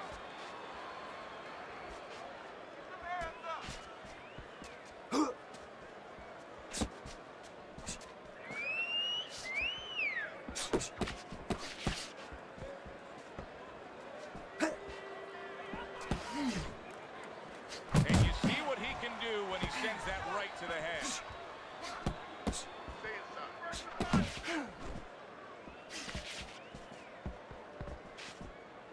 Uppercut.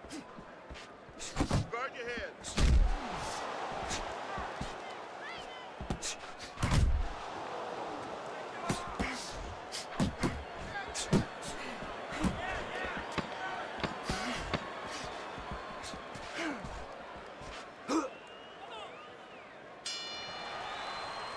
And that's the It's end good, of Corey. round 7. Get in. Let's take time to look at Teddy's scorecard. Through 7 rounds, you can see flies up, but will it stay that way? Only a few rounds to go. Hits him in the mug with the right. protecting his head well with his guard.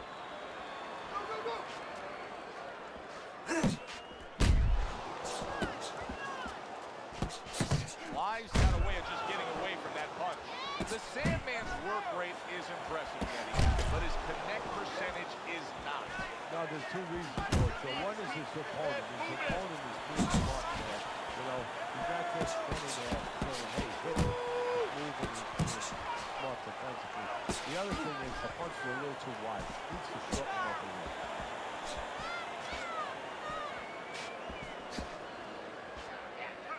And makes that nice right angle on that hook upstairs. The halfway point of round number 8. Each man able to land an uppercut. The Sandman's putting his punches together now. That's a nice combination. Comes right back with a shot of his own. Nice work blocking that, and then an uppercut of his own. No, he goes to the gut with a right hand.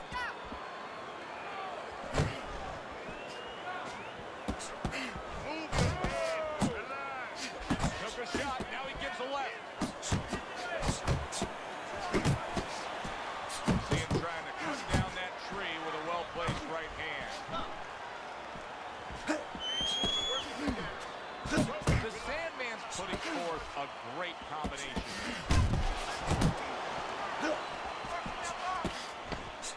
Clock counting down here in round number 8. 10 seconds to go. 3 minutes gone by in this round. The Sandman's Cutman is going to earn his pay for sure. That is a bad gash. And I'm wondering what he's using in there. You know, you can only use certain things, Avitine, adrenaline, and thrombin. I'm wondering if he's using legal things right now, because that's the kind of cut that tempts you to use crazy glue. Well-placed shot came after a nice defensive move there. Good block. Now committing to that jab, straight hand, and it works out. Tucks those elbows in, blocks the body shot. Tiger's putting on a show here, defensively putting on a show. And it's helping his offense because, you know, he's creating holes, he's creating opportunities, holes that he's filling as he makes his opponent miss.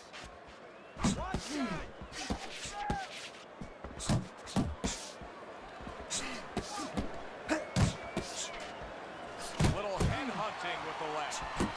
He digs in, trying to bank away body shots with the combo.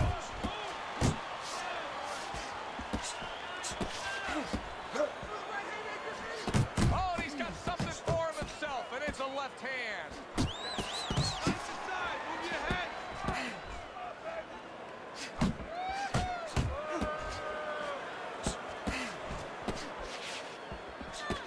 Wise able to avoid that punch.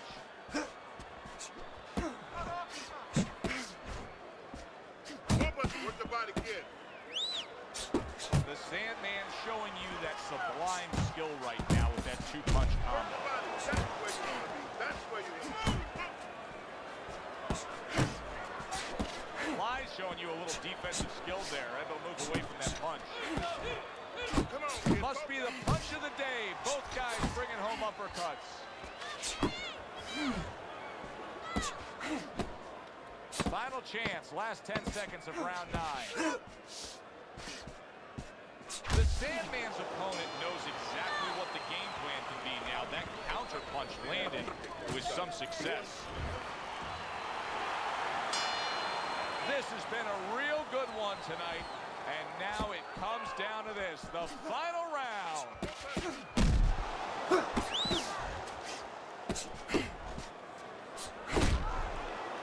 Tiger's defense, is it ever good? Look at how easy he's able to block those punches.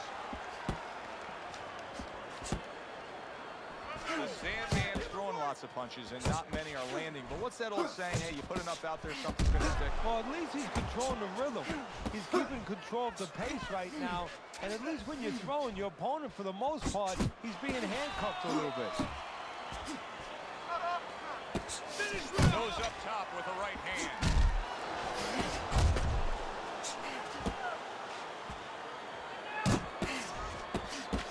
Took a shot, now he gives a left.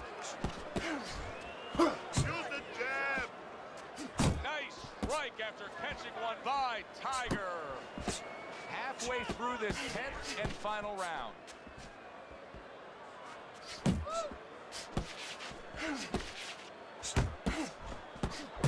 Solid straight right hand. Scores well to the belt line again. The Sandman's right hand did a nice job that time. That worked well for him. Wise coming up with the answers, avoiding that punch.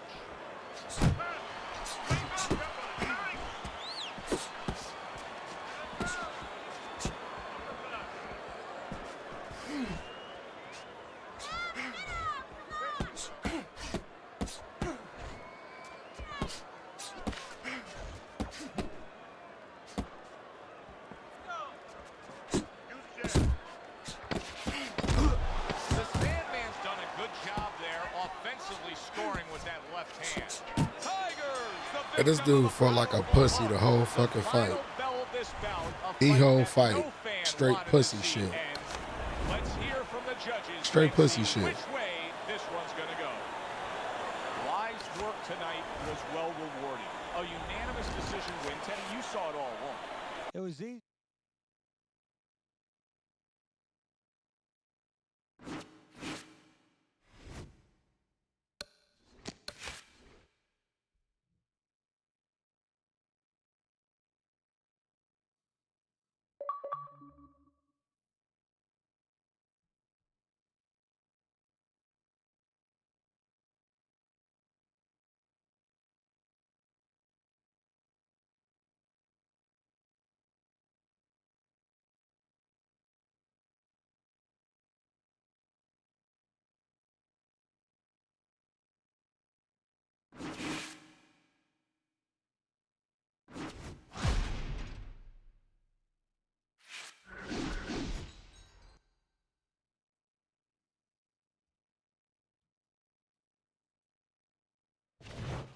Hi, everybody. So glad you're with us. Joe Tessitore alongside Teddy Atlas, and we welcome you to the State Palace Theater here in beautiful New Orleans, Louisiana, for tonight's main event.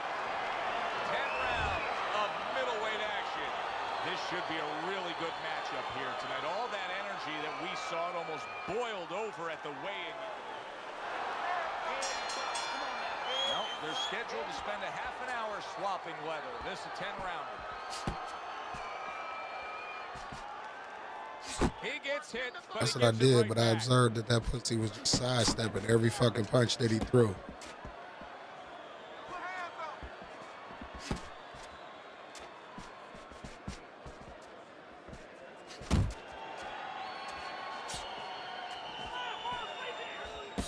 Back to the body.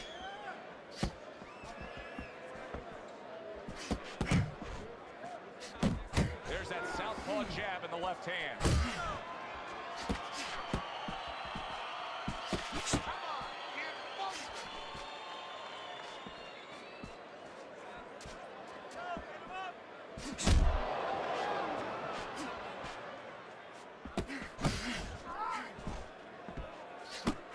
Jab with a straight, classic combination.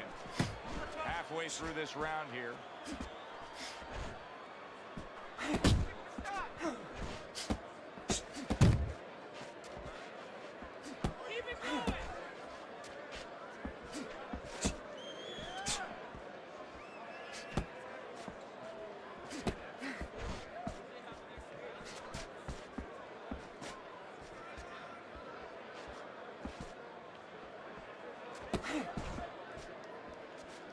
The Sandman's well off the mark that time.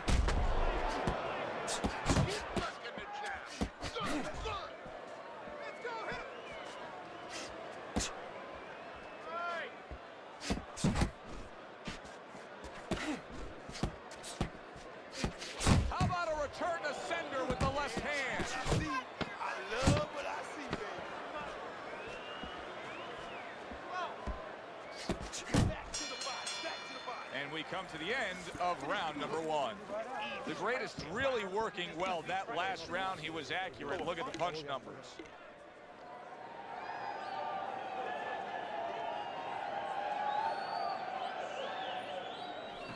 Don't fight this fight. Jab and move. knowing you need me. I don't want to see you on the outside with him, okay? This fight is not in the center of the ring.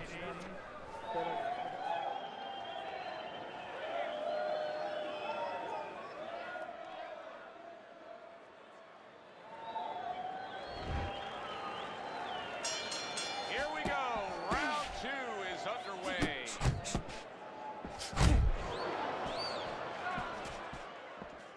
Keep working that jab, baby.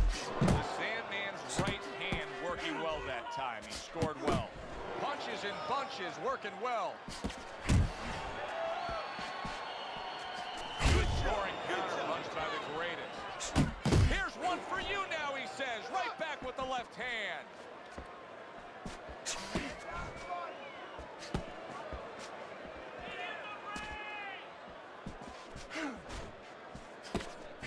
Way to block there. Boxing 101, jab followed by the straight. Devastating blow by the greatest.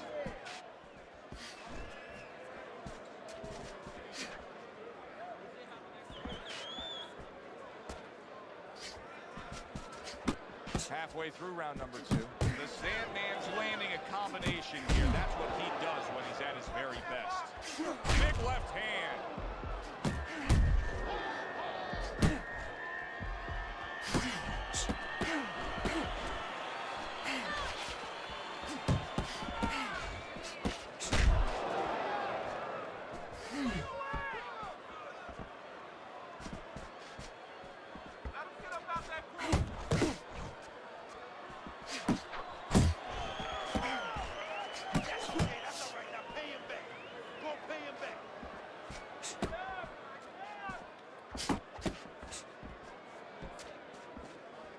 Not hitting his mark. What a great round this has turned into. After doing the hurting, now he's the one hurt. Joe, this is about wit, grit, and spit. This is about fighting.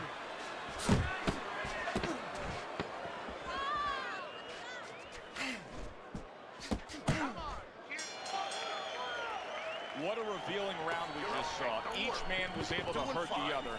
You really can tell how much is on the line here between these two. Yeah, they both came here. I mean, they're in the best shapes of their career. They came here understanding what this fight means. He got hit right there, but he also gave one. Solid effort by the greatest. How about that left hand? The Sandman's proving to be elusive. What? He's showing what a skilled fighter he is with the counterpunch. Well, the old timers used to say when you're calm in there, when you're in control in there, you can make them do what you want. He made them tie his shoelaces right there. Able to block and counter back. Good work with the uppercuts. Nice job there.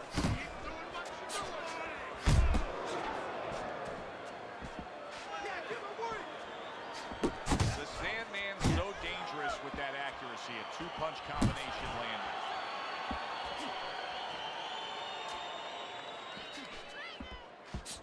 Coming to the halfway point of this third round. Unable to score with the hook.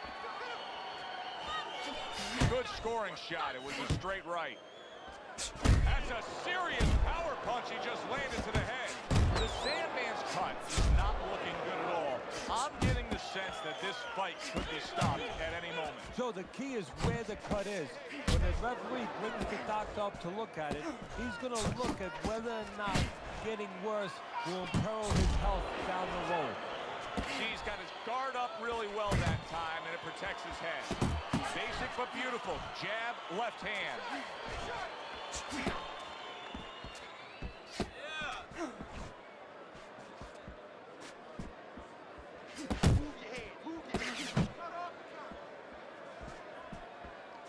The greatest defense is paying off now. Last 10 seconds of round number 3.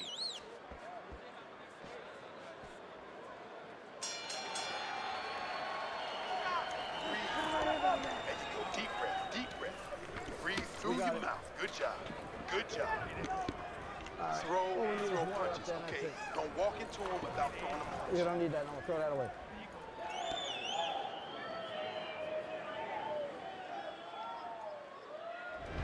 He's He's been on target with his attack. Good, accurate punching as we begin round number 4 here, and he's up 3-0 on your scorecard, Teddy. Good counter punching, and when you counter punch the right way, you're usually getting clean shots. He's getting them. Committing now to the left hand. Good straight shot. Good work on the outside from him. And that was set up by his inside fighting earlier. A place where, quite honestly, I expected him to be all night long, but now he's getting the privilege. He's getting the luxury of being able to stay outside a little bit.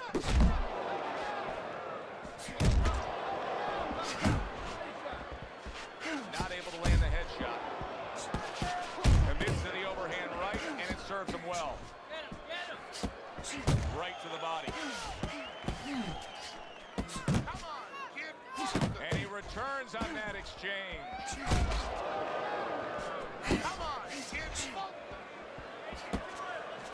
Halfway through round number 4. The greatest is just being smart on the outside. Nothing there on the punch by the greatest.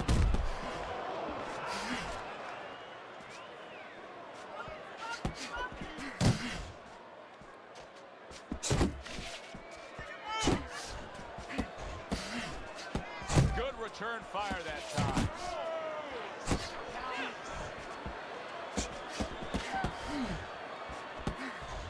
And now he's targeting upstairs. The Sandman's left, landing well. Oh, that's good stuff.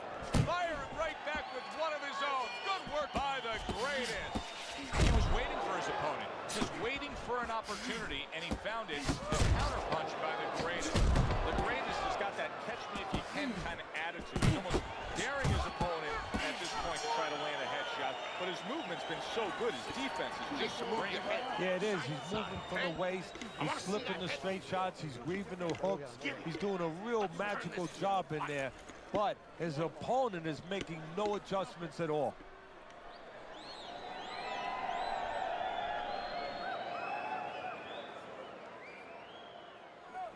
This is a wipeout. You are winning this fight.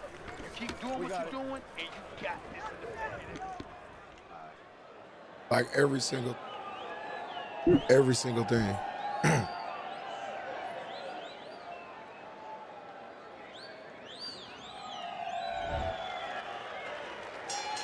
They start up again. Back to action here with another round. But who knows how much longer it'll last. This has been a completely one-sided fight.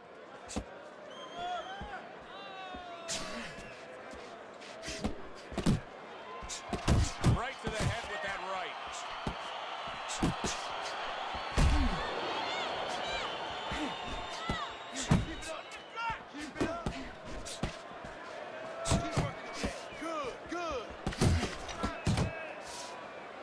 Really wanted that uppercut, just couldn't get it.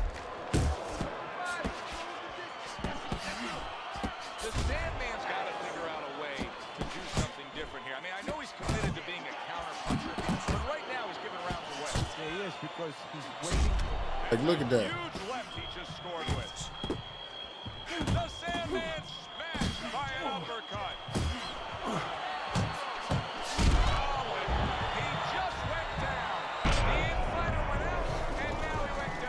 It's okay to go out, but go out the side door. He went out the front door, and as you said, maybe he's paying the ultimate price. That ain't no fake video of you. That's you. That's you. Scores well to the head with the right hand. Clout chasing for what? What do I got to clout chase you for? That was you. Sandman's combination punching is working well here. I'm about a fake video of you. But it got your name.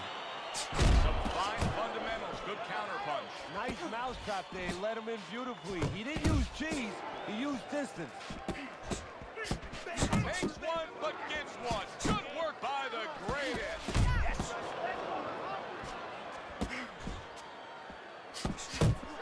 The fuck did I edit the scoreboard? Fucking idiot. You're an idiot. Mad because you lost.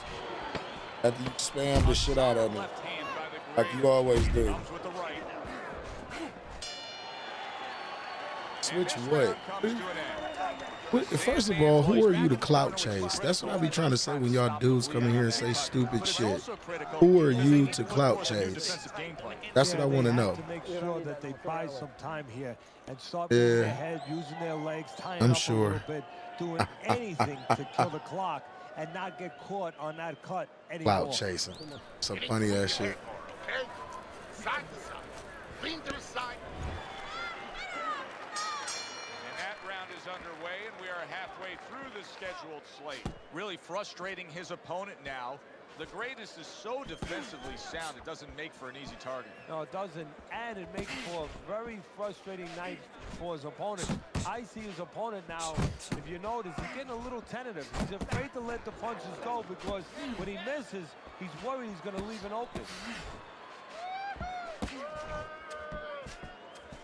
He just missed that shot up top.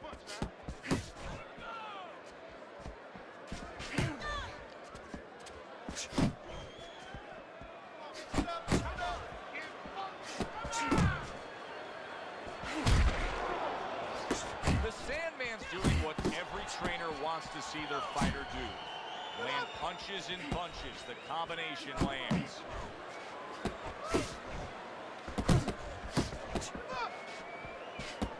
And now he brings the left hand upstairs. The greatest got a cut. It looks like it's below the eye, on the cheek, but it's something that needs to be monitored.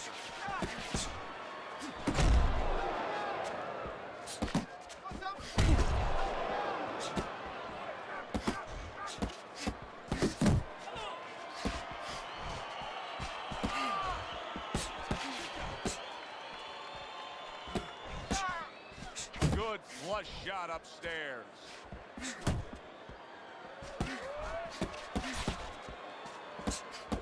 The Sandman's game plan was to get to the inside and score and have success with the power punching on the inside, Teddy. It's not happening. So what is the answer? Well, first of all, why is it not happening? He got caught a punch earlier on his way in, and I think he hasn't gotten over that.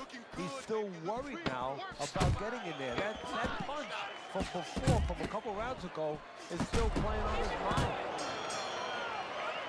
Well, you can mark down another round for him there with his precise, accurate punching. What does his opponent have to do? He has to feint a little bit. What's going on with the blind face? To timing. I just Dublin City King idiot in here mad because I dropped the video on his ass. Talking about somebody clout chasing. Shouldn't play like that. Go ahead and get a video dropped on you just like this idiot if he lose. Here we go. Action to start the 7th round. The Sandman's last round, Teddy, could be a turning point kind of round. I mean, you start this round right here, and you do have the sense, even though I think he's down on the scorecards, you do have the sense that he's headed in the right direction. Well, good things can start, you know, one step at a time. Well, he took that first step. Now he's got to take the second step and put 2 good rounds in a row together. Got to be accurate to send the combination to the body, and he does that.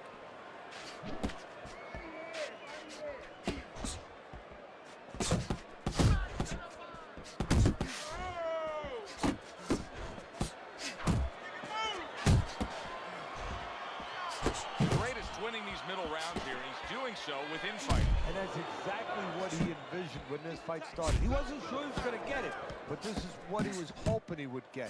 He's happy right now. 90 seconds to go here in this round. The Sandman's not just loading up, he's landing combination punches like he did right there. Committing well now to that left hand over the top. The greatest's nose is bloodied up. Who knows how that started right there, but the bottom line is he's got to deal with it. Keep working the body. On the mark with the straight left hand.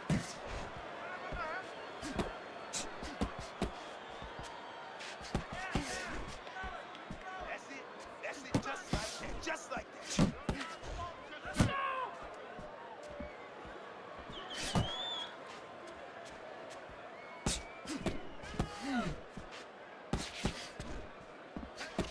Just knifing up with that uppercut by the greatest. You see him with the left of the head there? Downstairs with a right hand. The Sandman's work in training camp is now paying off. Do you see the accuracy and the effectiveness with that combination. I want another round exactly like And that's exactly why I'm doing what I'm doing right now. You're in complete control of this fight. Listen, I'm not gonna stand here and watch.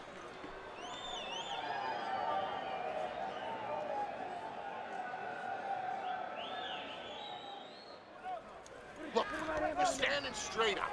Move that body. You need to move that body more. Okay. Teddy's scorecard shows that he's in complete command. The greatest has been opening up wounds against his opponent all night long. He's been using that jab, and that jab, as you said, has been swelling up his opponent. Now you have to wonder if that corner is not thinking about stopping this. Well, you could see what he wanted to do there, but unable to land that body shot.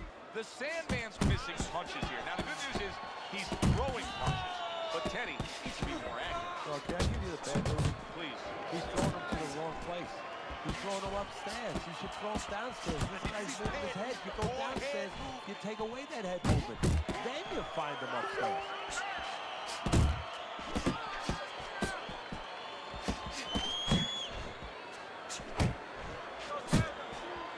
He needs to improve the accuracy a little bit. That was comical by the greatest.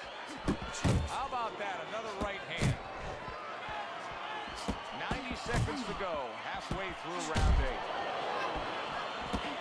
8. Well-targeted left hand by the greatest.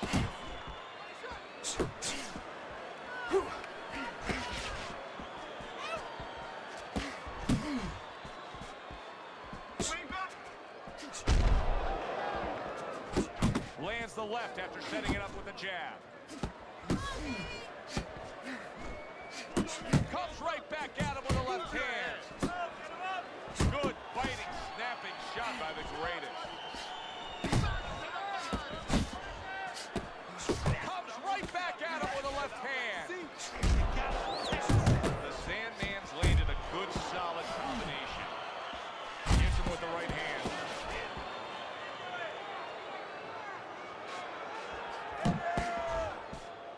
Last 10 seconds of the 8th round. Come on, get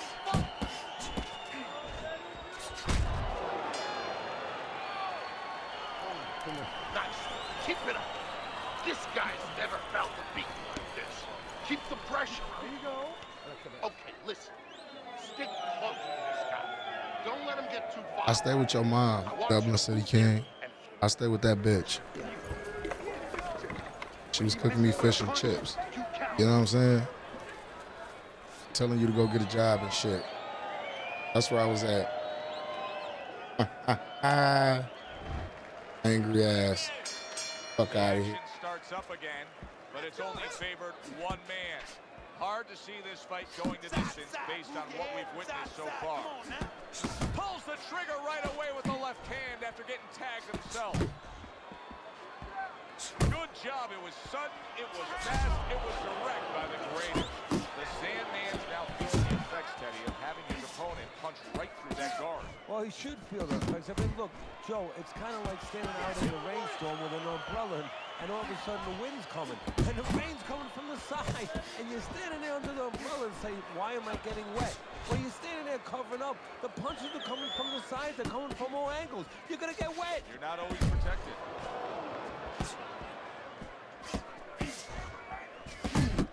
Sets up that right hand with the jab.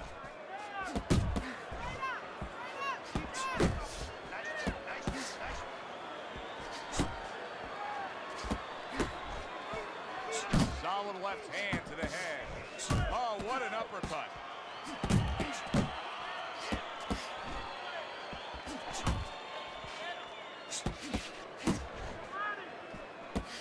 The Sandman's defense did a good job there, able to avoid that punch.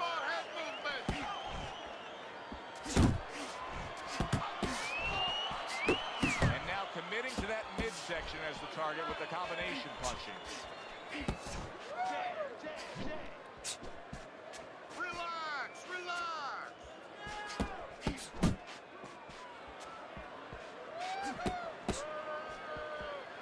The Sandman's right hand scores well.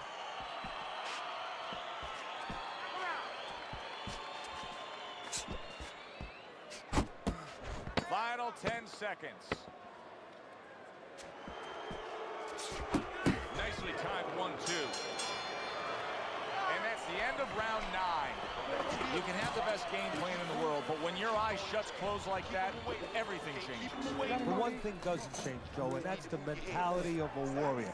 You find a way. You do not give in. You find a way. You concentrate harder, and you see with that one eye what you need to see. No turning back now. 10th round. I know your mom loved me, man. Round of the fight. Sorry. Southpaw right jab, then the left hand.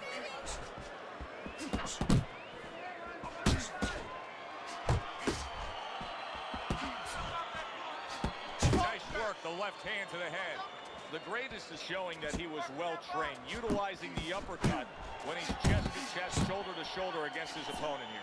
Oh, you have to recognize situations, and he understands on the inside that's exactly what you should be doing. When your opponent has his gloves up, there's an opening to split the guard, especially when he's leaning forward, and he's leaning forward just a little bit. They will give him a flash at the end.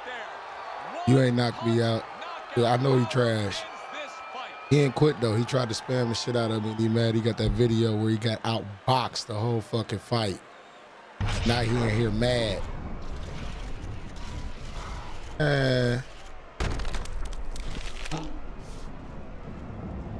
You're trash. You are trash. As we saw, he was up on your scorecard throughout the evening. The greatest is now a winner by knockout. Listen, you want to win, you want to get to a title, you want to be successful, but you want to make money. And this is one way to ensure you're going to make money, scoring knockouts. Got mad. I think they do that sidestep shit. I should have started that shit at the beginning. Yeah, this dude is just in here talking, bro. He mad. Just mad because that video up and him getting embarrassed.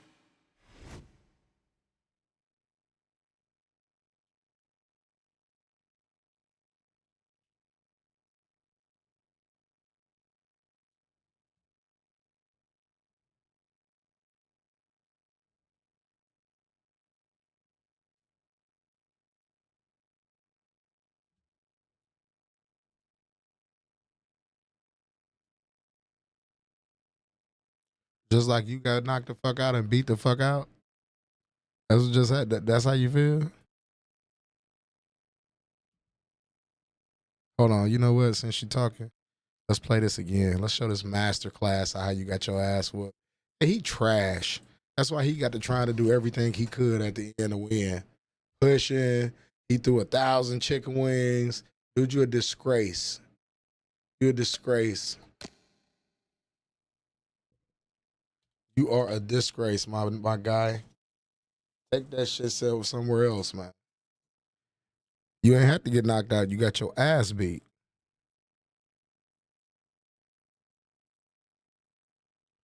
You got your ass beat. Yeah, he salty as fuck. He mad. Talk about where I stay at and shit. Stay with your mama, nigga. I would love chicken wings. Now I'm a monkey. That's how you know they be mad when they get to throwing racial slurs. They be mad as fuck. He mad. He about to go beat everybody in the house. What's wrong with you, man? What else you got? What else? Go ahead and say that shit so we know who you is. Go ahead, you piece of shit.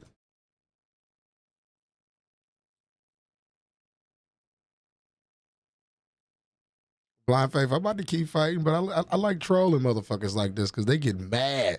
That's how you know they mad when they get to throwing racial slurs and shit like that. They be mad. He the type of dude that beat his wife.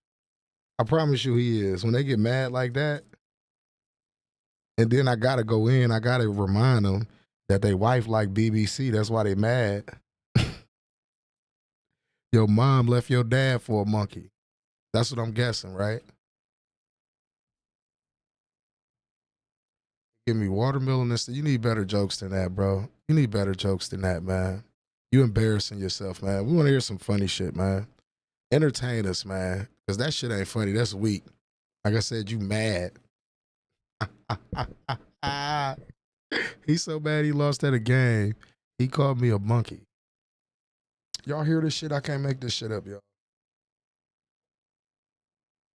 You said I was just in a match with your brother?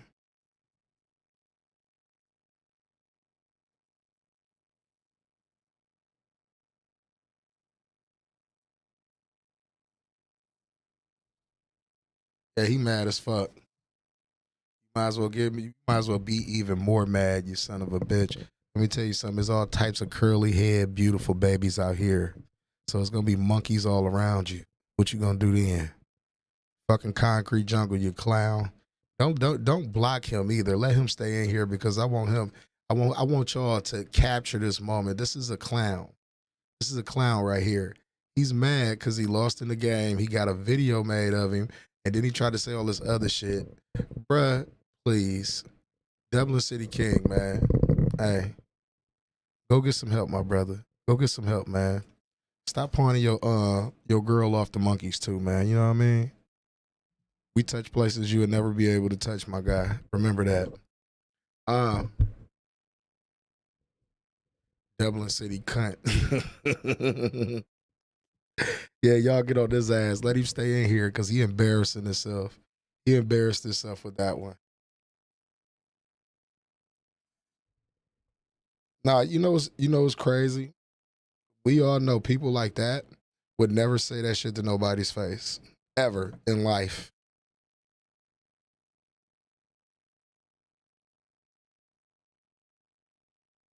Yes, it does. I don't really entertain it. I just like when people embarrass themselves and show themselves who they is. Because you want me to tell you something? I always say this, and I want y'all to pay attention to this, man. There's some real shit I'm about to get ready to tell y'all. I respect motherfucking skinheads and Nazis and all of that other shit. You want me to tell you why? Because I know how to deal with them. You know what I mean? They let me know I don't like a certain group of people, so I know to stay the fuck away from them and don't deal with them. It's like this clown right here. We know what he is now. The whole Fight Night community know that's what he feel about people that look like me. That's even more shameful in itself. It's shameful in itself. So like I'm one of those firm believers we need to bring back public shame and clown bitch ass niggas like that because he mad over a video game. There you go right there. They about to fall asleep. Nah, we laughing at you. He's so dumb he's gonna stay and keep getting exposed for the person he truly is. Right. Right. That's what I want him to do. I'm sitting here rolling up just watching you.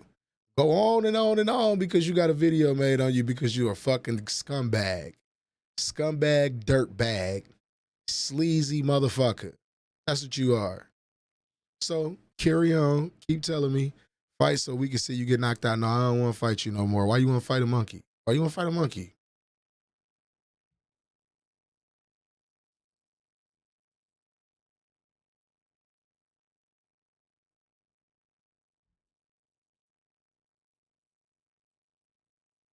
I got a whole video of me beating you. That's it for you. If you would have came in here like, oh man, I saw the video and blah, blah, blah, you come in here talking stupid. You say some monkey shit.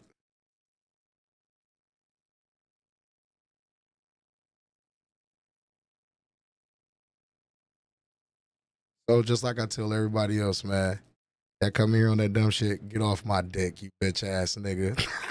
You mad? You mad than a motherfucker.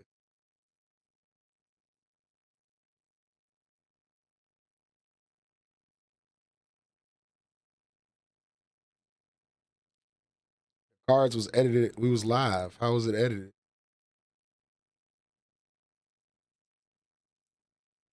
We were live. That's why I say, man, what type of drugs are you on, man? Now I'm starting to think you got mental issues.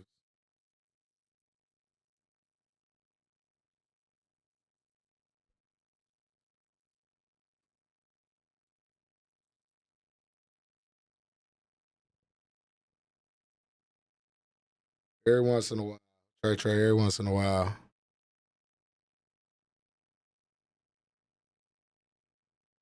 Listen, man, hey, y'all troll the fuck out of that dumbass. He's an idiot.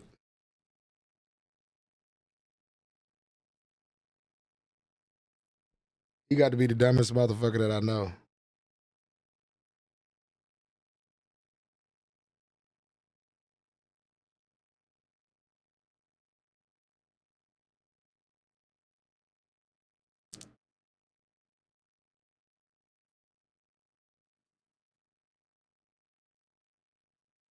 Right.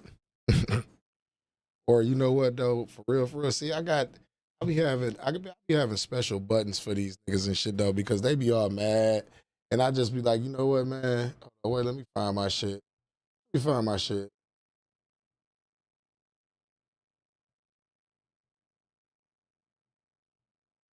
Yeah, just tell them this. I'm here to tell you right now, we don't care. Let me tell you, We don't care. Yeah, we don't care. We don't care. Carry on. They just retarded. That's all that shit is. Slow.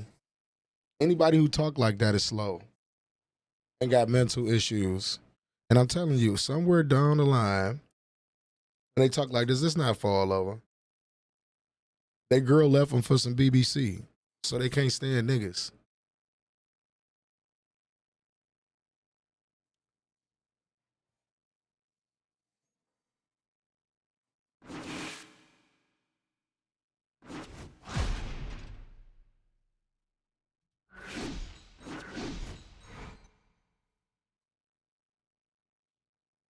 Say you run guard, Trey. Good evening, everybody. Joe Tessitore alongside Teddy Atlas, and welcome to the Metro Manila Arena here in the Philippines for tonight's main event. 10 rounds of middleweight action, and now the time has come. All the talk, now comes the walk.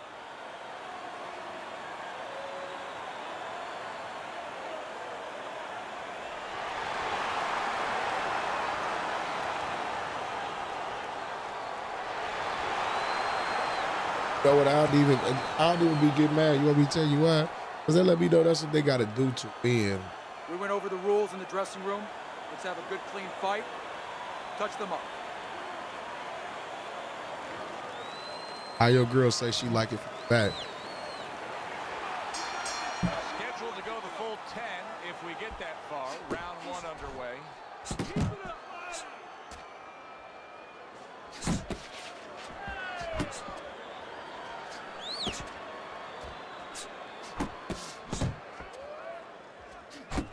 The Sandman's showing you what it takes to be the best in this business. Good, crisp combos. Really on the mark with that over-the-top shot with the right hand.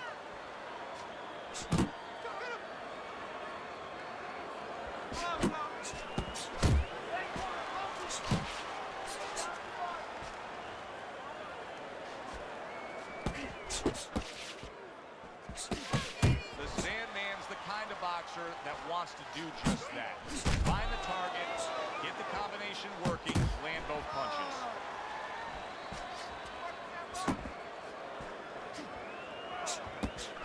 Halfway through round number 1. Off target with that hook.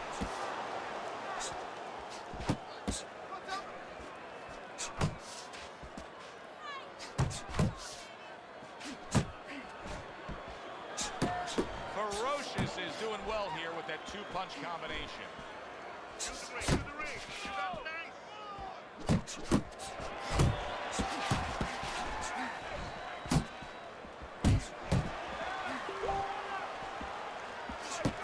The Sandman's putting forth that hard work he did in training camp there, landing a crisp combination.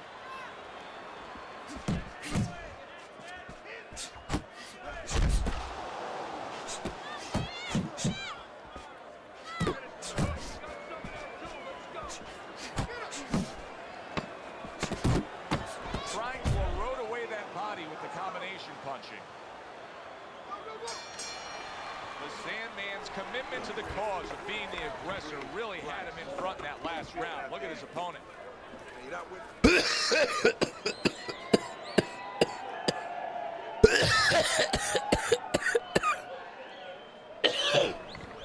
We smoking that Dublin City pack. Relax. Courtesy of Vintage Vanity. Feel what I'm saying? SBC. So we gonna call this pack right here, Dub City King. We gonna make your name cool again.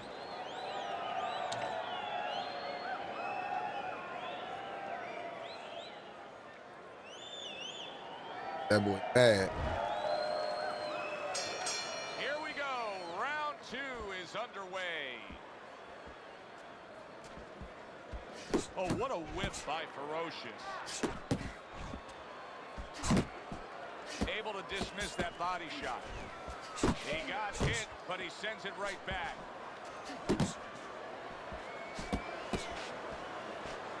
Dismisses his opponent's headshot.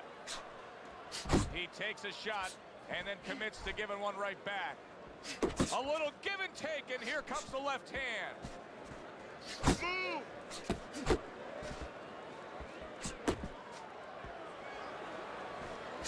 A little something for his opponent after getting tagged.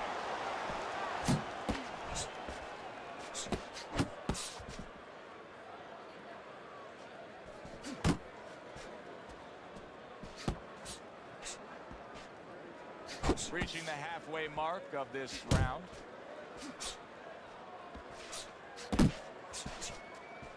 Precision work with the left hand by Ferocious.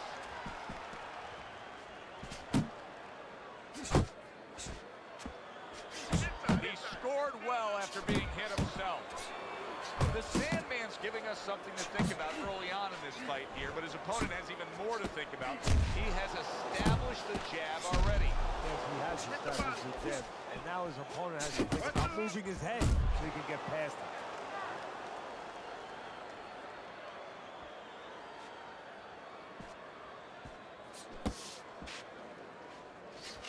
He's showing what a skilled fighter he is with this counterpunching. He took a shot, but he gives one of his own. A left hand scores. Yeah, you right. I'm smoking a cigarette. Final 10 seconds of round number 2. A well-placed overhand right. Ferocious. You are right. I'm has gotta smoking wake a up to the cigarette. fact that he just lost that last round, and the reason he did was because he wasn't efficient. He wasn't accurate. Yeah, he was throwing punches. He wasn't landing many. No, he's throwing them from too far away. They're too wide. He needs to shorten them up, get into better range, and use that jab as a finder. I don't know what you're doing. Don't wait on this kid. Put your jab in his face and keep it there. Shorten your punches up. Nah, we just ignoring you. That's all it is, man. You know what a gnat? You know what you do for gnats? Just go to higher altitudes and shit. Just swap the motherfuckers on down and shit. You don't pay them no attention. Number 3 is underway. You know what I'm saying? Show us who you are. Now you just here, you linger. Nice combination. Very accurate work with the hook there after fine defense.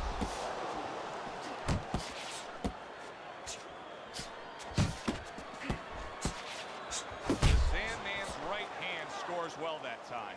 And right from the start, he's throwing the power punches and landing them. I think he has a date and he wants to get to it. Ferocious is showing you that sublime skill right now with that two-punch combo. Good right hand.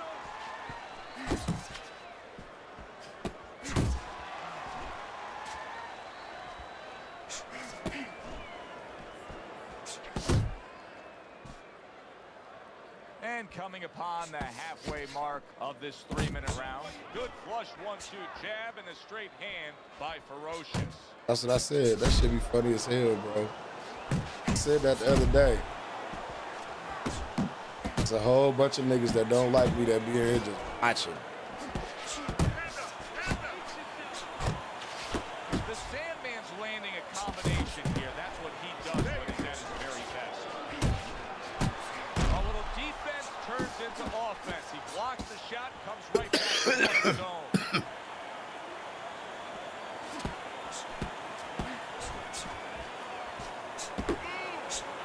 Oh, and he returns fire with a left hand.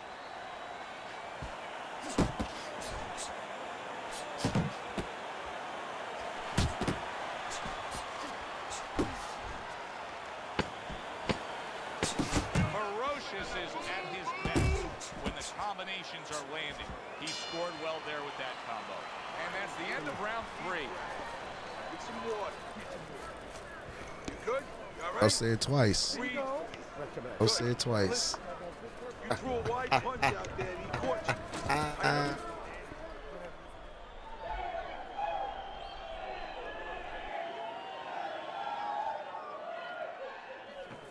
Nice. Relaxed. you're in control, all right? Got that.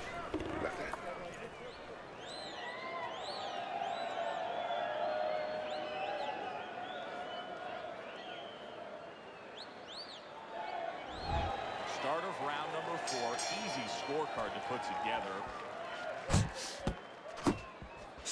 He gives as well as he takes. You saw it on that exchange. The Sandman strategy coming in was to land a lot of jabs. Teddy, you got to grade him out with an A. Maybe even an A+, Joe. That plus is the right hand. Once the jab has been there, bang, the right hand came just when it was supposed to. Give him an A+. Fine looking combination from him now. Well, that's the benefit of combination. Wow, what a right hand he just got caught by. And he's looking to tie up. Big shot. Ferocious has hit the neck. He goes down. Our first knockdown we've seen tonight. But your mom love it though. Your mama love it. Love it. Just like you do, you bitch ass nigga. Down he goes, now up he gets. And if he wants to stay up, he's going to have to grab on. Kill a little time. Come on.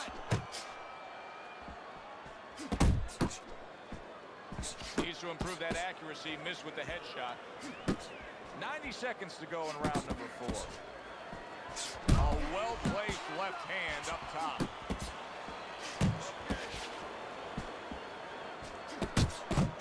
A little head hunting with the right. Ferocious is in bad shape. Accurate shot. Straight right hand comes in. Oh, he's hurt right there. He is hurt. You know, his opponent's doing a good job of just being patient now. And yet another big shot comes in. Can he get up from this?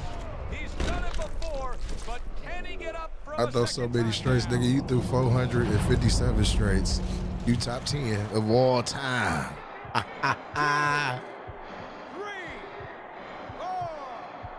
5, 6, 7, 8, 9, 10. And it's all over. Ferocious is unable to continue. This fight is over. Knockout.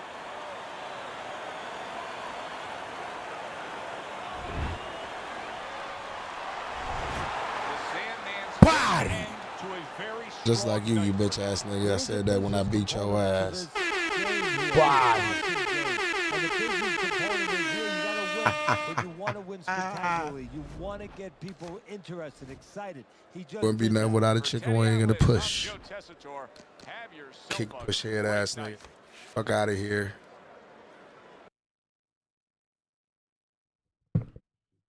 Do it next game. Watch. Still here, man. Hey, man.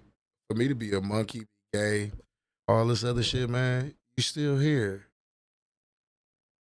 Just like a hoe. Just like a groupie bitch.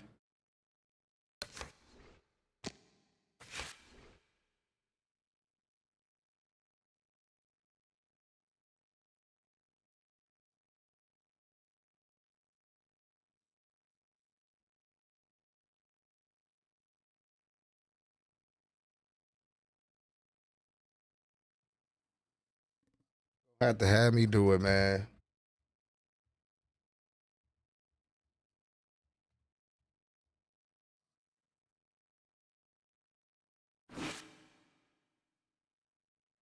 Just cuz, man. Just to remind you niggas. Remind you niggas one time, especially bitch ass niggas like this nigga. Y'all talk about run them likes up for me. It's free 99. Lux Vision, no vision. Y'all know what time it is. I appreciate y'all being here.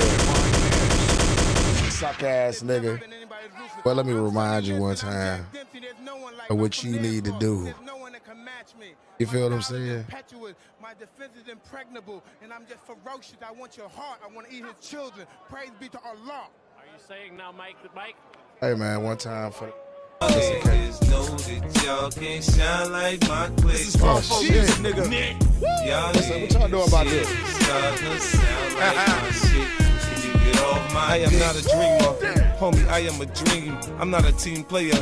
See, I own the team. I have no choice but to win, homie. I am a winner. I'm a seasoned vet at this shit. I am not a beginner. Yeah. The Lord even blesses his bad seeds. I am a sinner. Sing it Keep along, the heat yo. around so I'm warm and hard of the winter. I make it smooth like the quiet storm on. You gotta love it, I'm thugging. You say you ain't feeling this, you bugging. I break it down for you effortlessly. F-I-F-T-Y-C-E-N-T. It's about 3 a.m. in the morning where Say I'm my at. name in your verse for the attention and brain. And be famous for getting your ass kicked like Rodney King. It's on. Y'all niggas know that y'all can't shine can't do like it, my man. clique. Yeah. Y'all niggas shit. While I got you listening. Sound like my shit. Can you get off my dick? The new G6 is in stores.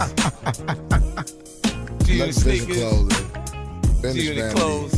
Get off my, Oh man, you get gotta off my love dick, it. bitch ass G in the nigga. films. Niggas know what G in the time it video is. Let's games, Vision, G no in the vision. books. Big boxing after dark. I appreciate y'all being here. Of course, I'm the Bank Shop host, Productions. curator, moderator. Dope films. You know what I mean? Young Shouts Lloyd out to all Banks. these fuck niggas. Young Buck. Game nigga. Tony Yayo. So you think you know Wix? Sucker. Do you really?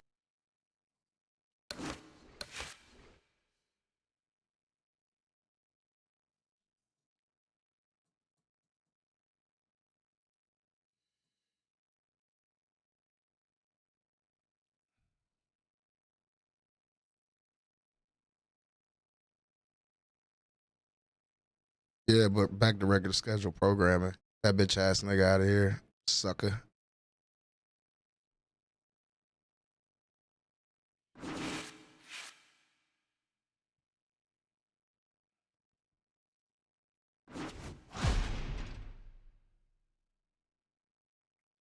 Come on, dude. You really don't want to fight.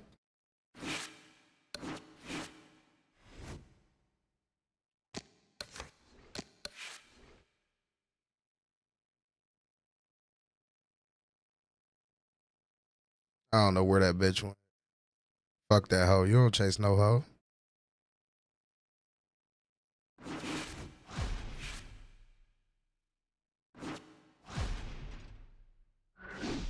No, this nigga gonna quit when it go wrong.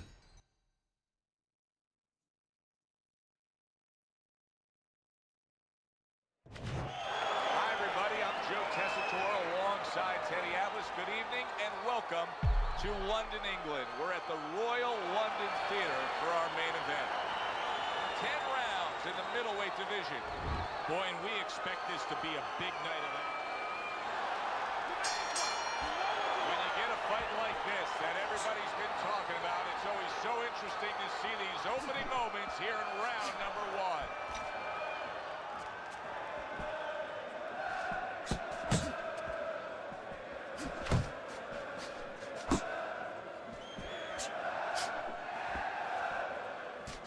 Basic but beautiful. Jab right hand. Oh, he is stunned. He could go down. Oh, that's gotta hurt. Rice is down. Shotty World, yeah, this Xbox, bro. Combination. That was great work. Yeah, and he helped himself or hurt himself by standing there right in the middle. Get up, Dan. Come on now. 2, 3. Come on, champ. And somehow, some way, he's going to continue on here. And if he's going to stay in this fight, now he's got to avoid his opponent like the Black Plague.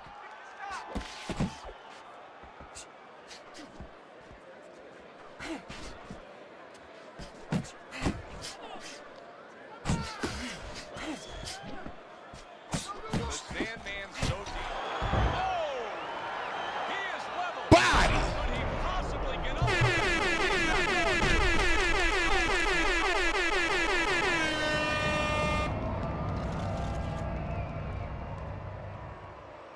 Bitch quits.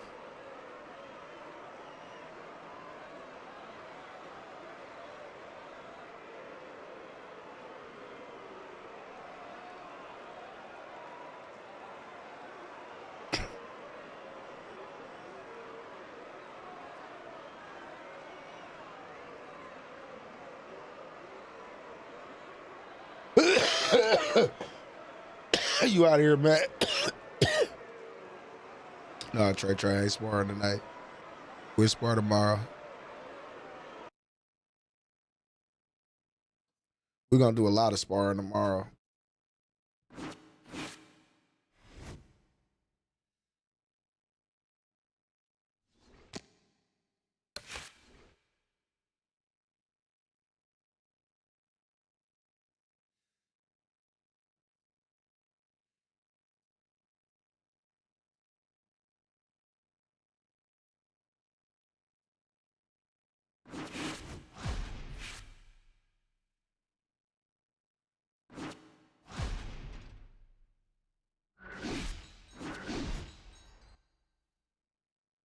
You said your phone going dead. Plug that motherfucker up. We got a title fight.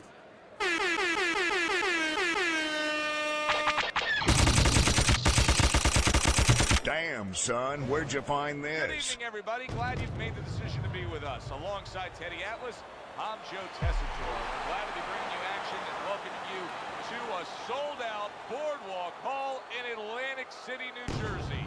This, the site of our championship fight.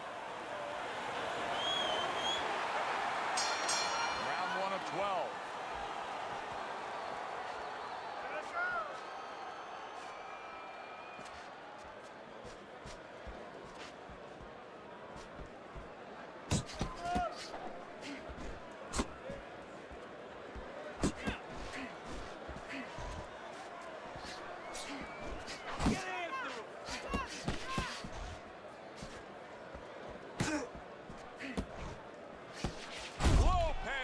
Clearly affected by that. The Sandman's impressing the judges and himself with that right hand.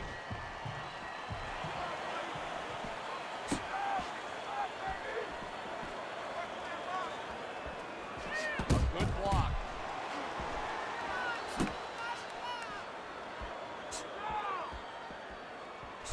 The Sandman's putting forth a great combination there. Halfway through this round. Oh, he took some damage, but he gave some back with the right hand.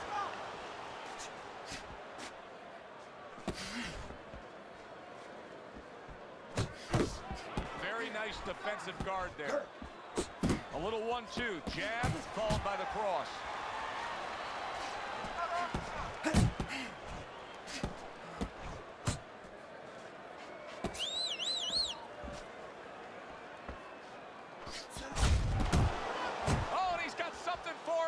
And it's a left hand. The Sandman's blocking ability is doing well for him there. Good shot to the head with that right hand. We're seeing a lot of work to the body here early on by him. Teddy, is that a certain mentality, these guys that commit to being a body puncher? Yeah, because they understand that the body punching, that's not something that's glorious. That's not something that, like a straight left hook on the chin, bang, it gets results right away. They understand that that's something that pays off later, and something you got to start early and stay with. Move him to the rope, stay close. That's where you want to be. That's where you want to be.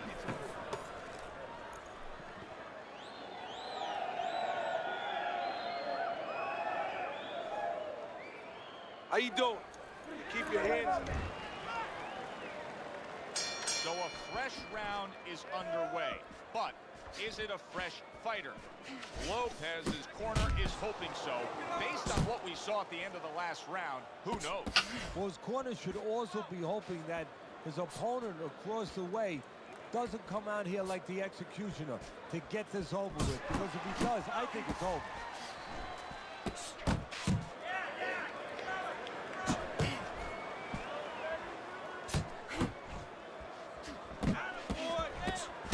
Right hand to the head.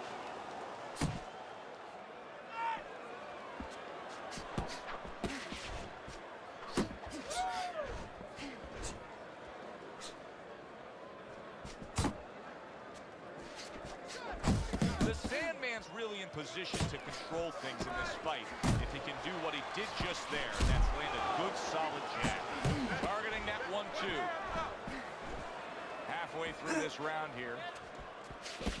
Lopez's opponent landing an effective counter punch right there. The Sandman's just punching air that time. His opponent was able to get out of the way. Zoning in on that gut combination punch downstairs.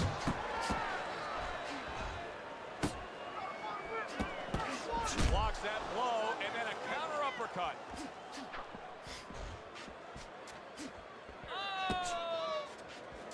And a good solid 1-2 combo by Lopez. Took a shot, now he gives a left.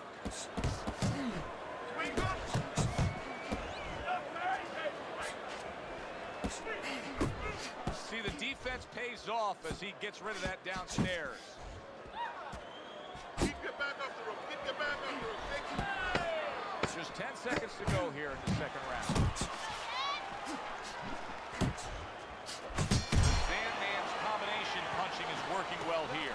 As we come to the end of the round, Joe and Teddy with you ringside. Teddy, that's one of those rounds where I wonder what were the judges looking for, because it's tough to kind of draw a line between those two fighters. Yeah, very close, but one of those rounds where you could steal it.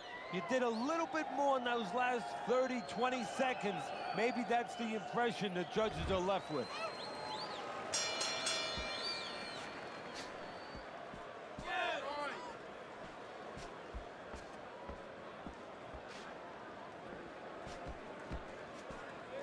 And that's what fighters do. Pulls the trigger right away after taking one.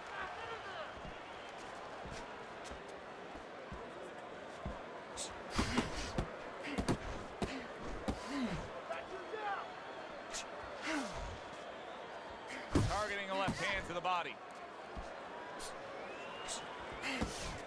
Able to block that away. It was targeted for his head.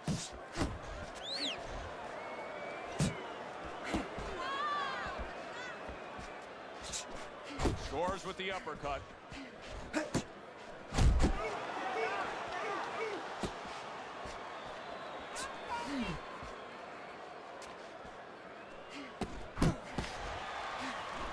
Coming to the halfway point of this third round.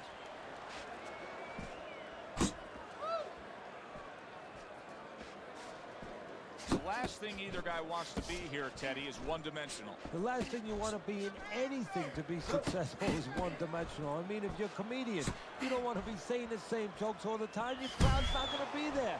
Well, your opponent is going to be there all night long if you do the same thing. A knifing left hand by Magnifico.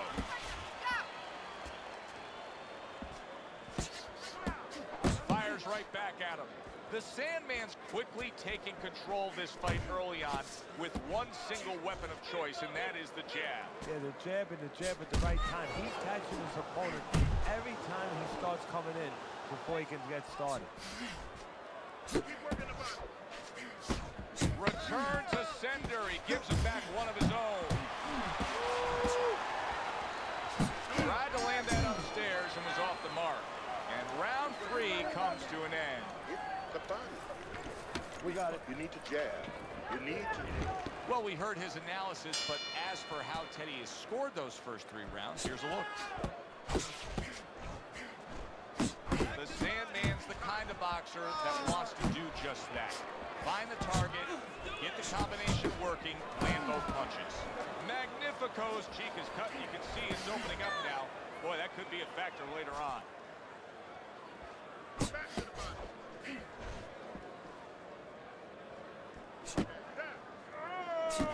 Well, something's got to stick. He sends the combination to the body. Oh, he just misses with that headshot. The Sandman scoring with that right hand. Keep doing what you're doing. And you see what he can do when he sends that right to the head.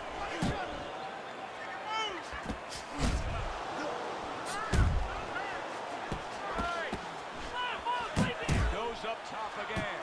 Blocks a shot and then, oh, a big shot comes on. Body! He just fought the other guy's fight.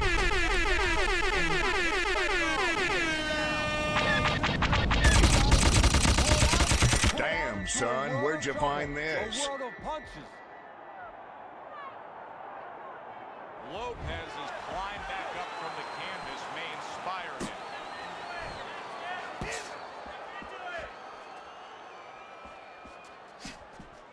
Keep moving. Good flush, straight left hand. Nice block by Lopez. More than one punch downstairs, that could be damaging. He saw the uppercut, he took advantage, throwing it out there.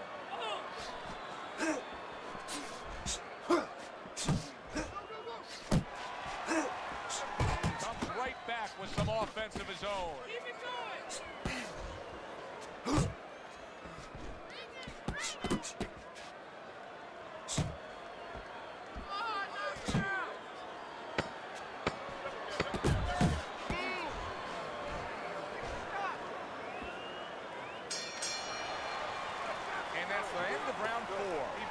Now that he's back in the corner, we get a close-up look.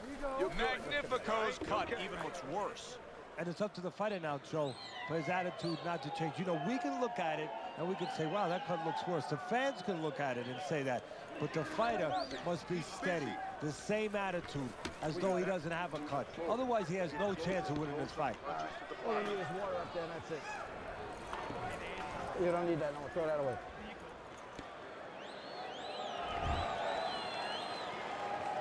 Lopez has got a good relationship with his corner, but now it needs to pay off. He was down in that last round. They need to get to work. What a smart combination by Magnifico.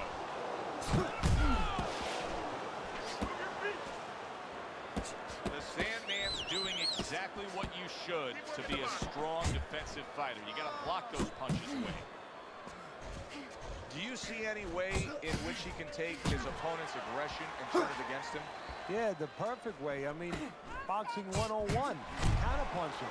You got a guy coming at you, no better way than to change his mind. Make him miss, make him pay.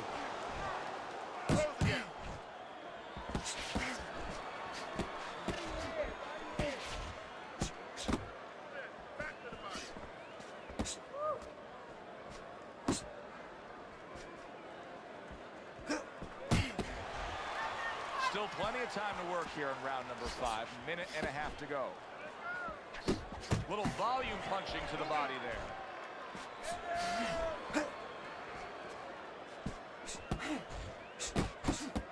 Magnifico's showing that he's got some defense of his own. He got away from that punch. The Sandman's right hand did a nice job that time. That worked well for him.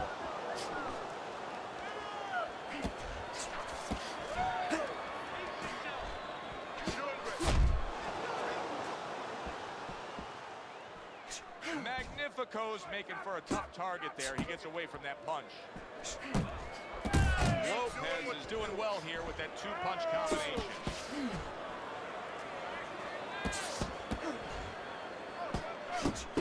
How about a return to sender with the left hand? The Sandman's movement's really helping him out, avoiding that punch. The end to another very entertaining round in what has been a very entertaining fight. A fight where there's just bad intentions. The fight that just doesn't have the feel of a fight that's going to be a decision win for somebody. Looks like somebody's going to get stopped. Right from the beginning, they've been fighting with desperation. Like going the decision, as you just touched on, has not been in their minds at all. He was going to come in with that hook. So cover up, cover up. We got it. Get your hands up. Get the punch and cover.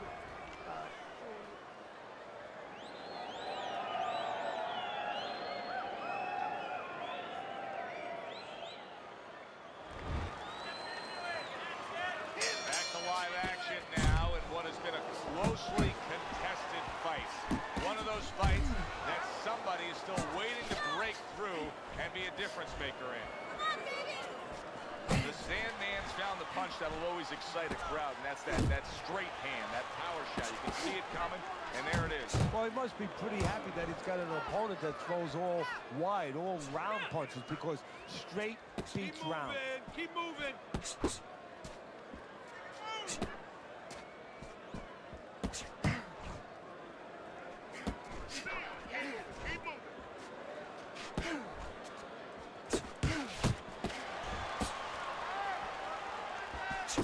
Committing to the combo now, both land.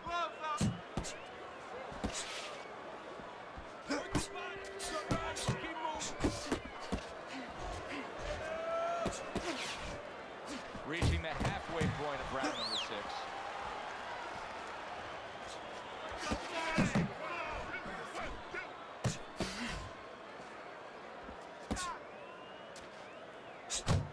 No, this wait. Off to the side, a little swing and a miss going upstairs.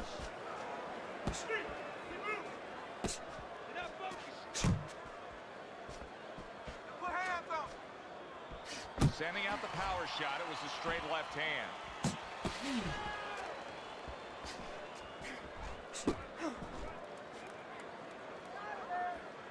Able to land with the right. Magnifico's doing what every trainer wants to see their fighter do. Land punches in bunches. The combination lands. Takes one, gives one. The right hand scores well. Final 10 seconds of the 6th round. The Sandman's got to deal with that cut. Tenny, what advice would you be giving in this charge if you were training him, knowing he's coming off of a good solid effort in that last round and likely is up in a close fight? Well, you know, sometimes I'm not sure what to tell a guy, but I know what not to tell him. I wouldn't tell him he's up. I wouldn't tell him to let up. That's one thing for sure. I tell him, keep doing the same things you're doing. Stay right with him. Keep it going! The Sandman's right hand working well that time. He scored well.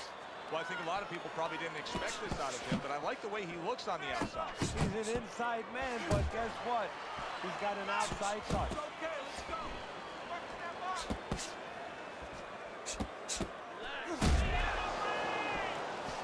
Here's one for you now, he says. Right back with the left hand. Clean shot with the right.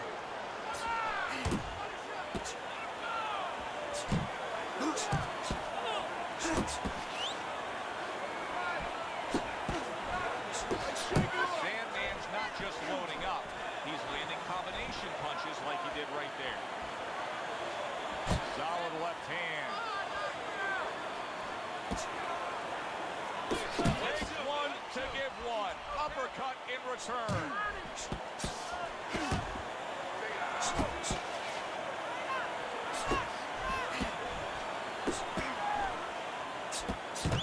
The Sandman's doing a nice job being comfortable on the outside.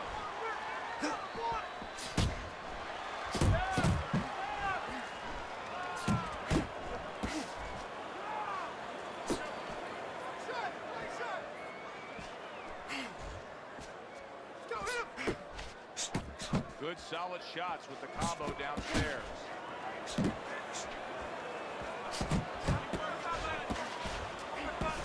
the head he goes with a left hand. Lopez's corner has to give him some advice here because that left hand has been scoring too consistently. Exactly, Joe. There's nothing else that he really has to worry about. Take that out of the equation, he'd be winning the fight. Lopez is putting forth that hard work he did in training camp there, landing a crisp combination. And the bell rings, signifying the end of the round. Listen, stick close to the guy. Don't let him get too far away from you. I want you to move in and hit the body, and then the head.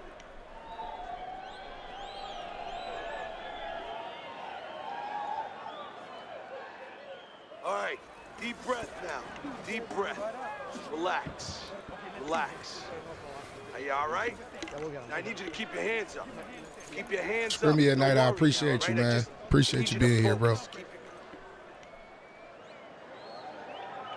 I know Blind Faith. That's why I'm just keeping my distance. The Sandman's been in control of this fight here in these middle rounds. He's built a slight lead on your scorecard as we start round number 8. But Teddy, we often talk about focus. This is where it comes into play, of not just blowing it. No, this is what the old timers used to say when they used to remind you, and they used to say to me sometimes, you know, there's no 3, 4, 5 round title fights. They all long fights. A lot of guys could be a champ if it was only a few fights. You have to keep it up all night. Lopez is doing a poor job. There's no other way to really say it. I mean, he's sitting there trying to stay committed to being a counterpuncher, but in the meantime, the fight is getting away from him in a big way. Yeah, he needs a plan B right now. You know, he came in with plan A, Joe, but plan B is what he needs. He has to find another way to create offense. He's not going to be able to do it countering on the back end.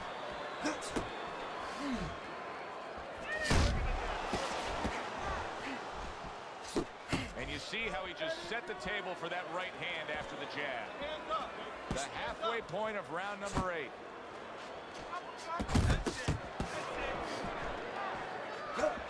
Zones in on that overhand right.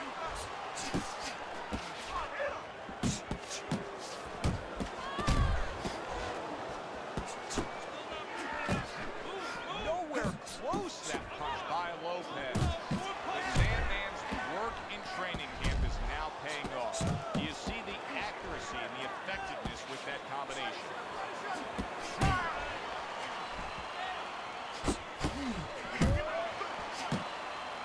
Took a go of it to the body, but came up empty. He snapped the jab. Well placed, well timed combo up top. Trying to time that straight left hand, and he does so with ease. Good exchange. He fires back. You're letting this guy get away. Come on. This is it. You gotta make it a fight now. You can't just move around. You gotta move. You say move to my left. That's what I've been doing. You ever paid attention to a blind face? Yeah, that body is working. Nice man. He's hurt. I need you to jump on him in this round, all right? Listen to me. You're not giving me enough punches, okay?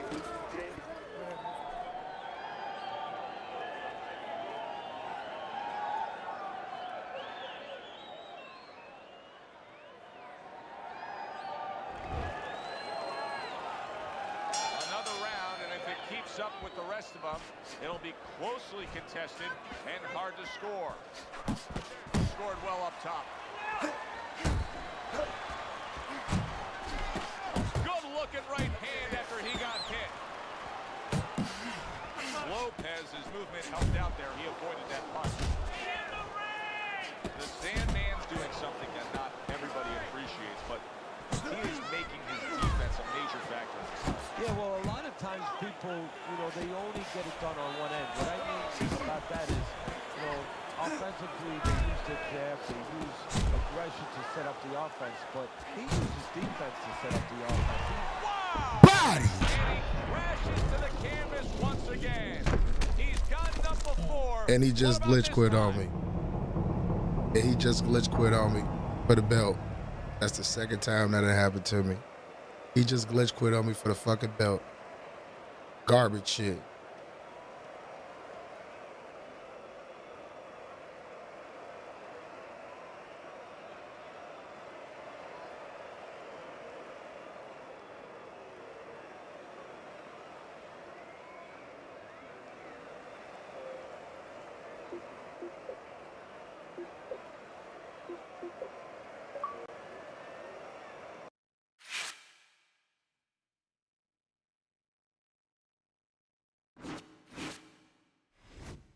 Yeah, that shit is bullshit. Yeah, that's a video. That's some bullshit. Second time in a row.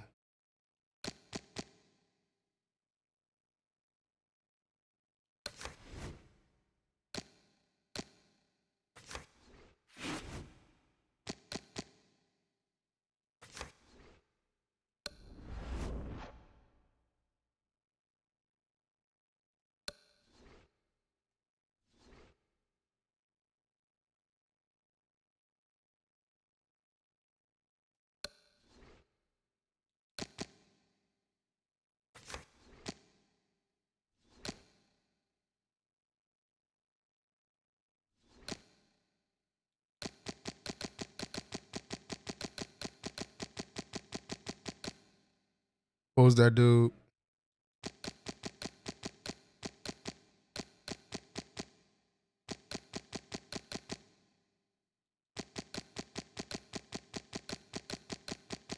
They ain't even showing who got the belts.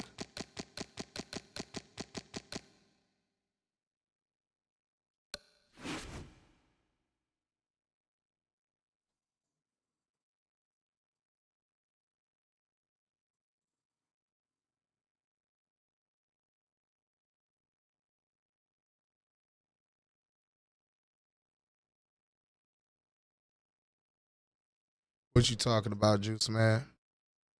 We talking about? Elaborate on it.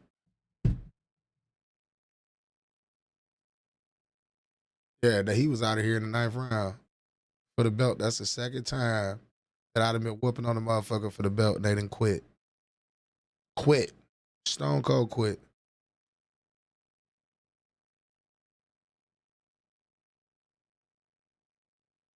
I want to know what Juice Man talking about.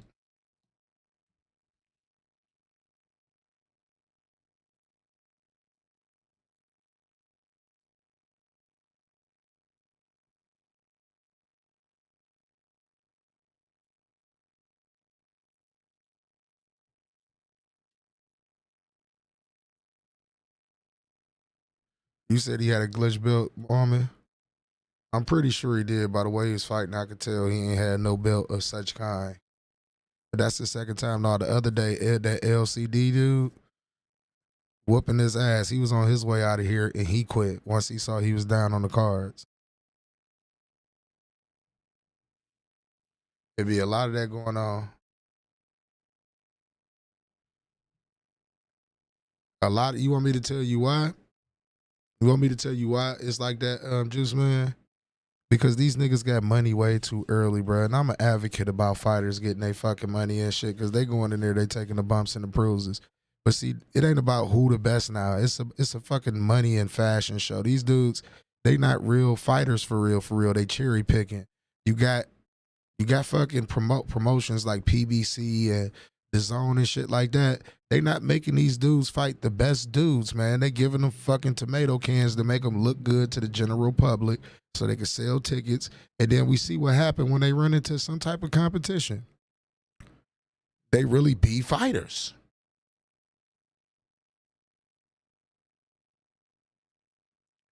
Yeah, he was a sucker, so that's why he didn't care.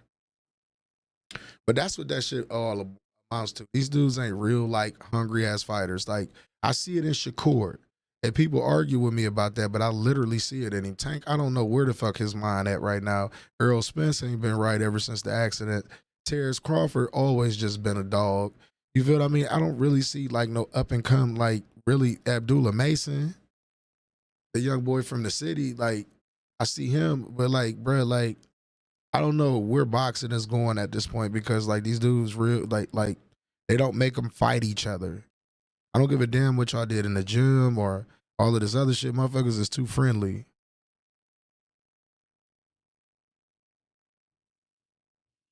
But the fights we want, bro, we ain't never really got to see them when we wanted to see them. Except for back in the day, like I said, where they didn't have all these fucking belts. It was rankings, and people fought according to the rankings. You said Shakur Stevenson kind of soft. How could you say that, bro? I keep on telling y'all, man. It's a guy who beat De Los Santos with one arm.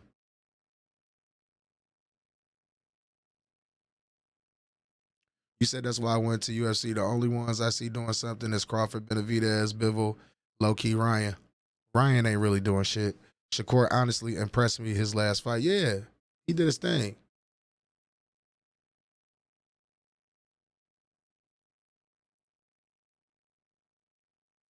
Yeah, that's what it is, Blind Faith. I hope that too, man. But see, for a minute there, man, there's too much diva shit going on, bro. Way too much diva. Like, them niggas got money. Like, I think about it back in the day. For like, you know, I don't want to keep on saying Floyd, but I'm talking about back in the day, like, you had to fight the next man up. Like, if you was the champion, you fought 1 through 4, I believe, or 1 through 5. You had to fight them in the rankings I'm talking about. They need to get rid of all these belts. They need to have one unified belt in each fucking weight class.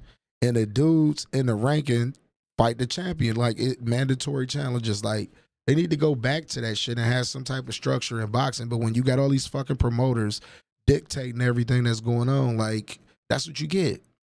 The UFC, why it works? Because it's one promoter. One could say he monopolized it, but in the same sense, it's one promoter, it's one big league. You want to fight on a big stage, you got to come to the UFC. And when you come to the UFC, that entails you fighting all the best fighters that we got.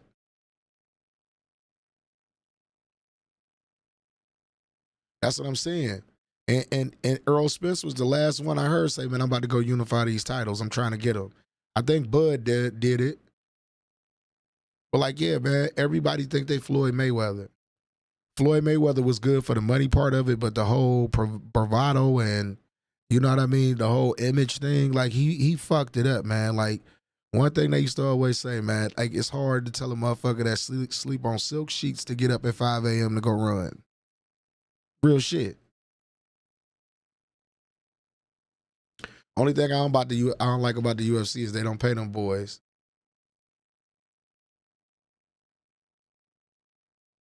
Yeah, like that Super 6 tournament that they had before. I agree. Had Fandora, all of them boys in there that's in the rankings. That's where y'all supposed to be at. But see, they don't want to do it because they don't want to kill off the money, but they don't realize, like, shit, bro, you gonna make even more money. You feel what I'm saying? You gonna make even more money, like, with this shit here, because it's gonna show people who the best, and then it's gonna show who got heart.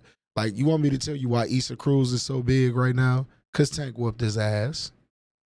Can we all agree on that? That's why Issa Cruz is big right now, because of Tank.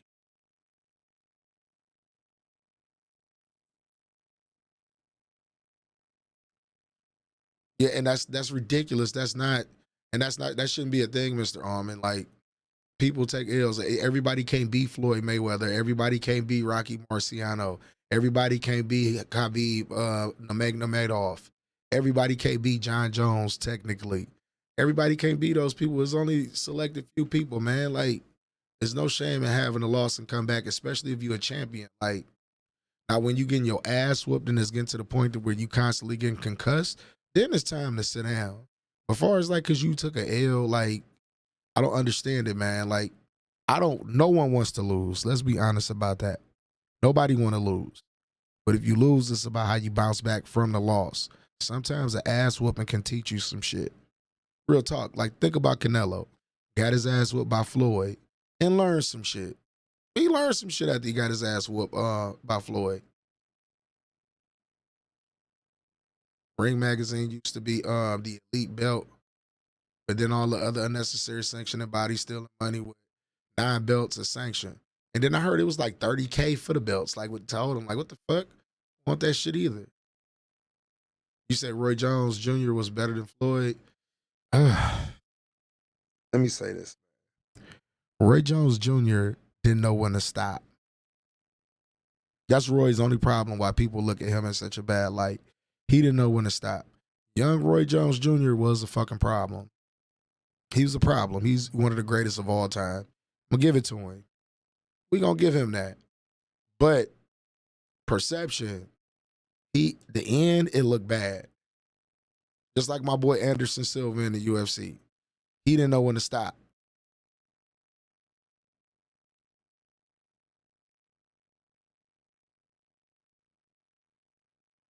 Yeah, man, because I mean, we live in a society full of winners, so-called, nowadays. Nobody's a loser.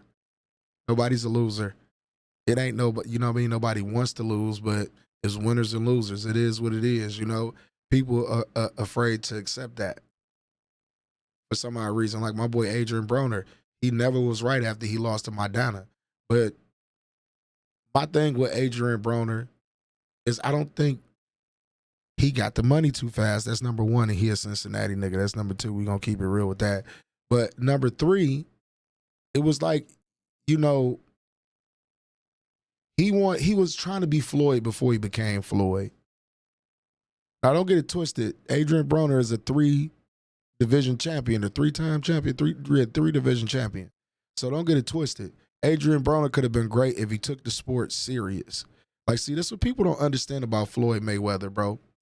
Floyd Mayweather, he'd go out to the club and go kick it, but he run back home. He drink water. He don't smoke. He don't do none of that, and he stay in fight shape. He stay fight ready. And that's the thing. Adrian Broner was growing, out kicking it, partying, ain't making weight, moving up in weight classes. Like, you know, that's kind of a thing that's going on now. Like, I feel like with Devin Haney and them going on, they weight bullying and shit. Like, nah, motherfucker, take all this hydration clause bullshit about here. You say boxing needs casuals, but casuals media run with false narratives because lack of knowledge of sports. I agree with that one, Blind Faith. True, if he would have retired after the first Tarver fight, he would have been looked at in a different light. Yeah, he would have, Mr. Ahmed. Yeah, he was, but he did that to himself. Adrian Broner beat himself. That's what we gonna say. Adrian Broner beat himself. Adrian Broner, let's think about Adrian Broner. Talented, was quick, strong, good ring IQ, no matter what people was talking about. But when them drugs and drinking and all of that shit started to take effect on your body, your reflexes is not the same, reaction time is not the same. This shit ain't the same. Adrian Broner defeated himself because it's the thing. When you a fighter, your body is your investment. It's your investment. Like I told my little brother when he used to box, because I come from a family of people who box and all of that other shit. We all have been in the gym and at some point in time and gym rats to a certain degree. But this is the thing. You can't play boxing, man. I always used to tell them, I'm like, let me tell you something. While you smoking and you drinking, this a motherfucker that don't smoke, don't drink. He running, he doing everything, putting all the right shit in his body. He training hard. You may be a little bit more talented and naturally blessed than him, but he'll outwork you. He'll outwork you. That's the sweet science of boxing. Right there. Taking care of your body. Your body is your machine. It's what you use to work. Floyd was in the gym yesterday working. Discipline beats talent. Broner couldn't beat Porter if he threw his damn hands. Like Bane said, victory has defeat. You got to stay focused. Yep. AB gonna go down for generations of what not to be like. Damn, from the top to steep slope downhill fast and hit rock bottom. Yeah, man, because he fucked up. Like I'm telling you, man, Adrian Broner was the real deal. AB, he was the real deal. I'm talking about the motherfucker that had you brushing his wave, that had him brushing his waves and shit in the ring. He was the real deal, man. But see, like I say, man, when you in any type of combat sports, I'm gonna repeat this for any people that's inspiring to be in combat sports, your body is your job. Remember that. Take care of it. Put the right shit in it. Take your training seriously and your weight and everything else. If Adrian Broner would have did that and stayed focused and had the right people in his corner and not yes men, and this is what a lot of fucking fighters, this is athletes, period. If they have the right people in that corner, just that one friend, they be like, man, you know you fucking up. Nah, we ain't with that. You had that one friend around. Some of these dudes' lives would be different. You say I saw something today. AB making a comeback. He needs to just retire. I know it's probably for money, but he's gonna get hurt. Yeah, man. Like, nah, AB's time is up, man. AB's time is up, and it's sad that they keep on letting him do this to himself. Like, for real. Exactly. And once again, he thought he was Floyd before he was Floyd. About billions and all of this other shit. Like, no, bro, like, see, this the thing. Floyd put in the work to talk the shit that he had talk when he got to talking that Money Mayweather shit. And a lot of people don't understand that he had got in a position to where it's like, okay, my hands is fucked up now. For real, for real. So I'm going to pick the people that I want to fight. I deserve this shit. I'm like 30-something and old. I can do whatever the fuck I want to do at this point, and I'm going to make money in the process of doing it. He had earned that. He had earned that. A lot of people don't know Floyd come from the late 90s. He come from the late 90s. I still rock with AB. I want to see him succeed. He just gets in his own way. That's what I said. Adrian Broner defeated Adrian Broner. He did. And only Adrian Broner can get him back on track. It's just like I see, okay, all right, since we talking boxing and we talking fighters, see, I see it's a lot of fight heads and shit. Shouts out to all my boxing heads in here and shit, because it's the shit that me and my homies talk about all the time. You know what I mean? I'm from Ohio, so people know I was a huge fan of Jared Big Baby Anderson, man. I thought he was the next big thing in the heavyweight division, man. And Martin Bakule knocked his ass the fuck out. But before then, this is what kind of like disturbed me for real with these young brothers and shit, bro. And that's why I say a lot of them really ain't fighters. I think fighting is just like a way out for them. He was talking to Roy Jones and he was talking about all the pressure and how he don't want to do this. He just want to get his money and go about his business and blah, blah, blah, blah, blah. And I said to my dude at that time, I'm like, listen, man. I'm like, this brother talking about that, his head ain't there. He gonna get hurt or he gonna get fucked up, bro. I don't know what it is. What's not inspiring, where inspiration is lacking there. But, bruh, he had all of the fucking tools if he would have just perfected his craft, man. And I don't think he took it serious. He didn't. Brunner was an early distraction for Tank early in his career. Anderson broke down with Roy. Yeah, bro. Like, it fucked me up, and I seen that. And I'm like, man, this ain't gonna end well for him talking like that. It's not. I know where he come from. It's rough there. Why ain't nobody around him like, look, Jared, man, you've been blessed with this talent here that not everybody got, bro. You're good at it, man. This is what's gonna get you. This is what's gonna set us for the rest of our life if you do this the right way. You feel what I mean? Because obviously they are fighters in some type of way, but they're not warriors. They don't have that spirit. That spirit. They don't have that. I want to be the best in the fucking world. They don't have that. They don't have. I want to get this. I want to achieve this. I want to prove that I'm the best with my hands. They don't have that anymore. When you had guys like Floyd, Ali, you get what I'm saying? Evander Holyfield, Mike Tyson, Lennox Lewis, Sugar Ray Leonard, Sugar Ray Robinson, Tommy Hearns. Marvin Hagler, the marvelous one, you know what I mean? Pernell Sweet Pea Whitaker. I can go all the way down the line. James Toney, those dudes wanted to be the best at what they did. And that's the difference. That's the difference with fighters nowadays. And Tank, I don't know what's wrong with Tank, but he need to leave that girl the fuck alone.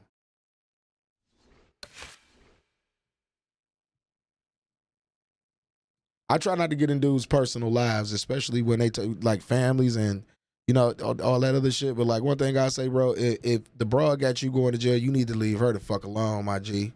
If a woman got you to the point where you feel like you need to put your hands on her, you need to walk the fuck away.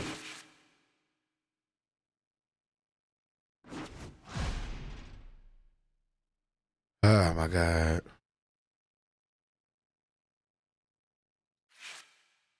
But you're absolutely right.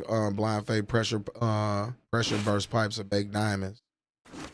And like I say, Jared Anderson, man, he still probably could bounce back, but he got to get his mind right, man. He got to get his mind right. And sometimes the best thing for fighters or any type of athlete to do is to leave home. Get your ass out of there.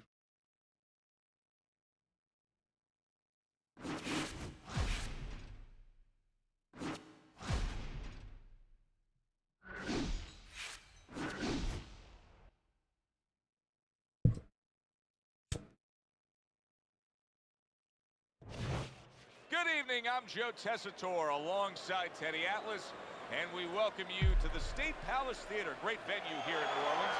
Our main event should be a good one tonight. 10 rounds, middleweights going at it. Great atmosphere here tonight. You talk to everybody ringside, and they expect this one to be a barn burner.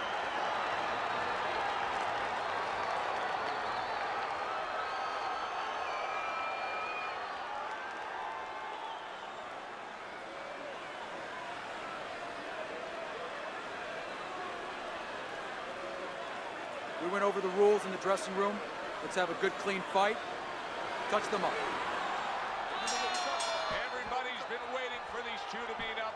Now they do as round one is underway.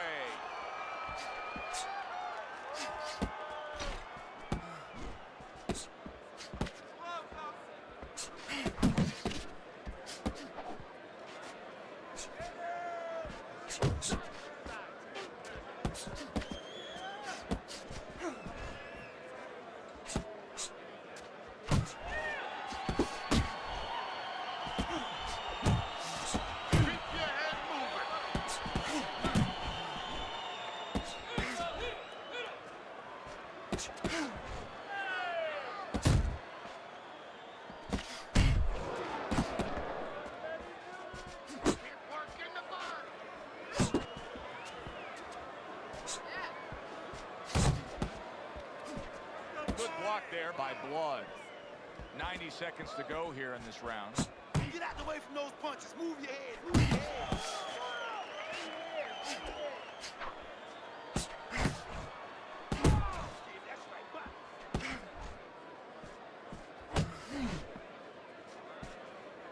Flood's got a way of just getting away from that punch. Comes right back at him with a left hand. Gets rid of that body shot. Scores up top with a left. Look at this, another power punch able to land. We're early on in this fight. He's going for it. Yeah, you wonder if he's got a car waiting outside. Do that again. That looks good. Do that one more time.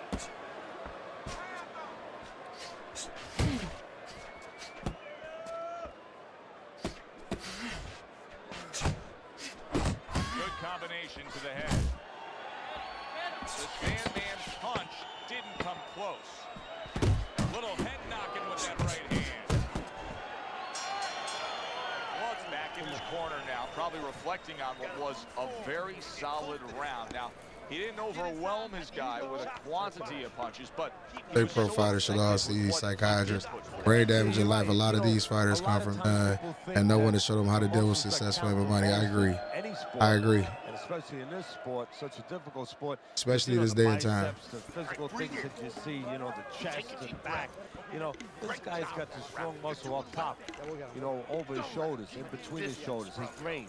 And that's why he's picking the spot so well. That muscle is serving him to win this fight right now.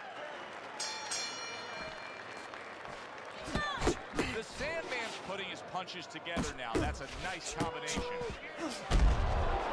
Blood's almost looking foolish that time. He did so bad.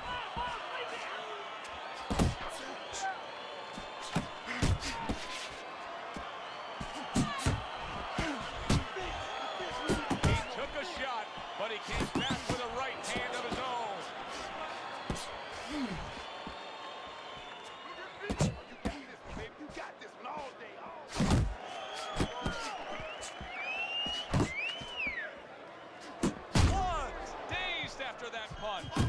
As basic as can be, but it works. A jab followed by the straight. Little head hunting with the left.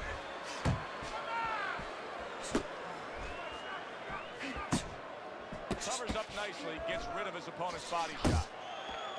The Sandman's got a little something coming back at him. A counter punch scored. Comes right back with a shot of his own.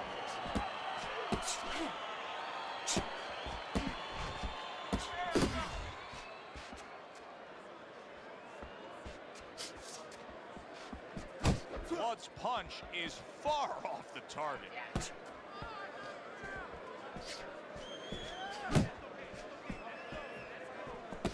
The Sandman's nail. Good combination landing there. The Sandman's way off the mark. That punch didn't have a chance.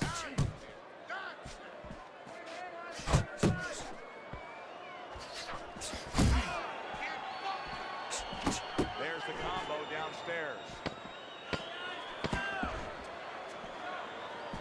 Now his opponent got away from that uppercut. The Sandman's experience now needs to pay off, as well as the experience of his cornermen. Saying the right things, making sure you've created the right atmosphere before you send him back out into this fight, coming off of a round in which he was stunned. He gets hit, but he gives it right back. Gets rid of that effort. Good job, buddy. The Sandman showing you that sublime skill right now with that two-punch combo. Good clean shot, returning fire. Well done by Blood. Right hand downstairs. An accurate left by Blood. Targeting that midsection now with the combo. The Sandman's defense is now serving him well. Nice job blocking that punch.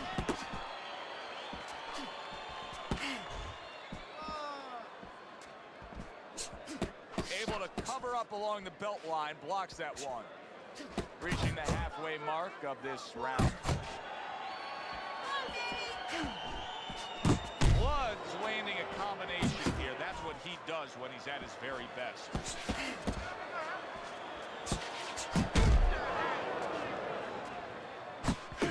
Blocks the headshot.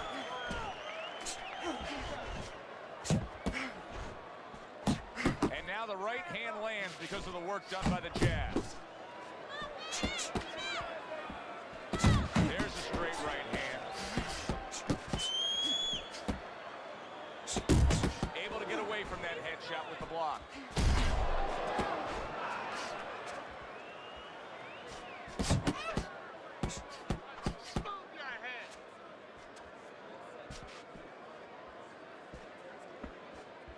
10 seconds to go in this third round.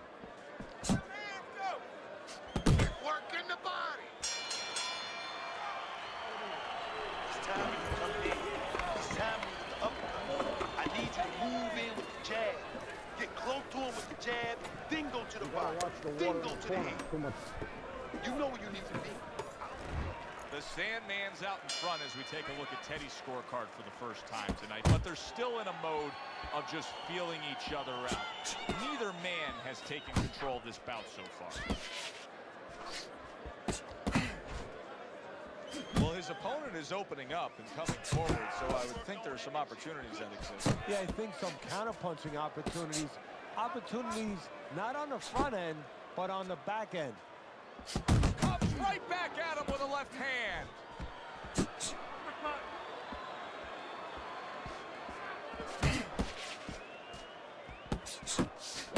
And he returns on that exchange.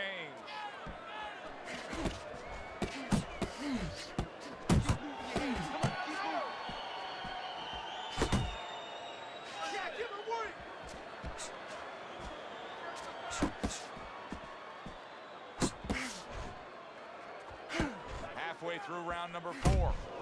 Sandman's doing a good job tonight on the outside. He's able to score from the outside, keeping a safe distance away from his opponent. He missed with that headshot.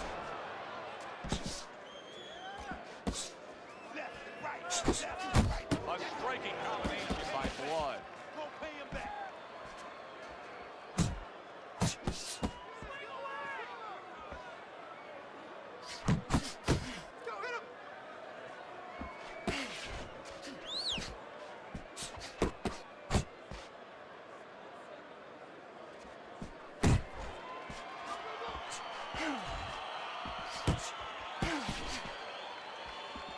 Blood's getting himself into the mix now, landing that left hand.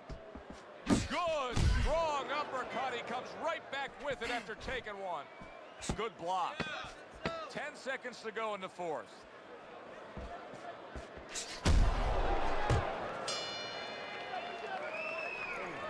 Listen, I want you to pick his jabs.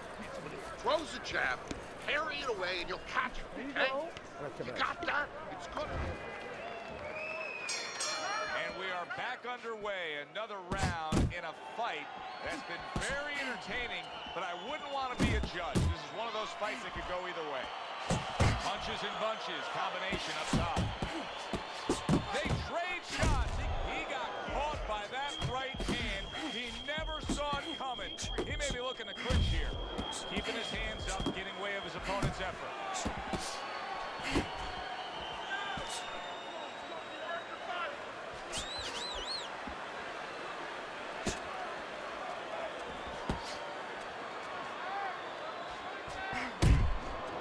Good return fire that time.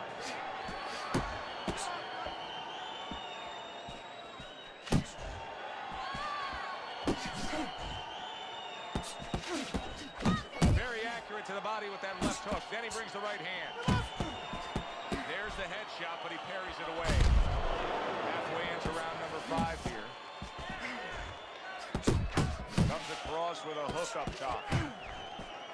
Blood's giving his opponent headaches here now. He's throwing punches, but he's able to block them away.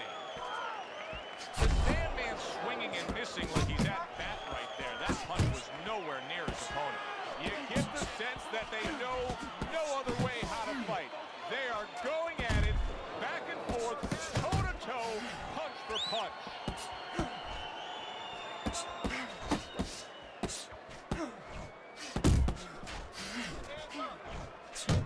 There's the old 1-2. Pulls the trigger right away with the left hand after getting great round now. Back and forth after he did the hurt. And carrying it away he goes. Oh, this is going to be close. He may be able to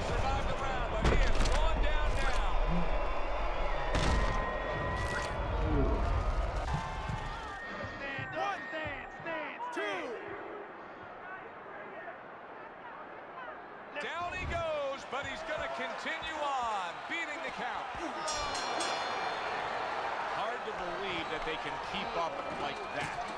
One of those rounds that you just won't forget. Both guys able to land big punches on the other. Well, in the old days, they'd be snapping one of those capsules under their nose, you know, smelling salt, ammonia capsules. Not allowed anymore. They want to wake them up, get them together. Now you got to dump a little water on them, send them out. Good, good. Nice work. Listen, I want you to go downstairs, then upstairs, okay? Body, then head. Let's finish this. You need to throw more punches.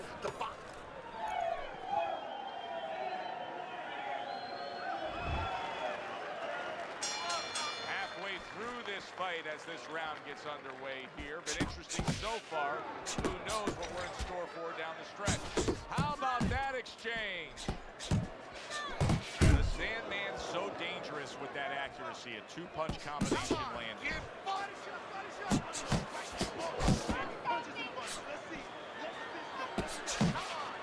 Blood's able to avoid that punch. The Sandman's knowledge of the game is showing through. 3 ways to defend. One of them is to block. He did it there well. He comes with the straight right hand. The Sandman's got it down pat. Straight is great. Straight punch wins. Yeah, especially when your opponent is standing straight in front of you.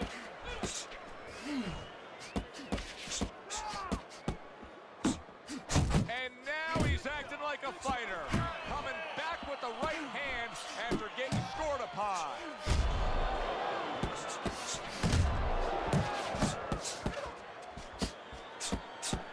And now he's targeting upstairs.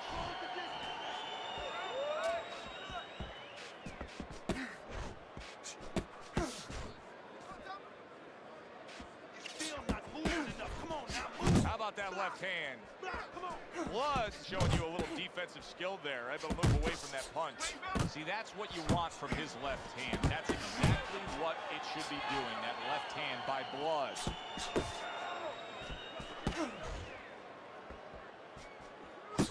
Targeting that jab with the right hand behind it.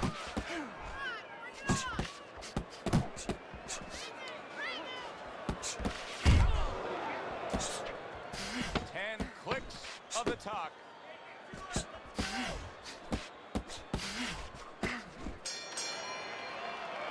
Sandman's trailing in this fight. I don't think there's any doubt about that. But not by a wide enough margin where he can't accomplish the task at hand. His corner's letting him know that. You can just tell. All right. Deep breath. Good job. Come on now. You know what you need to do, kid. Do not stay on the outside with this man. You gotta take his reach away. Get to the inside. Step with every jab and get inside.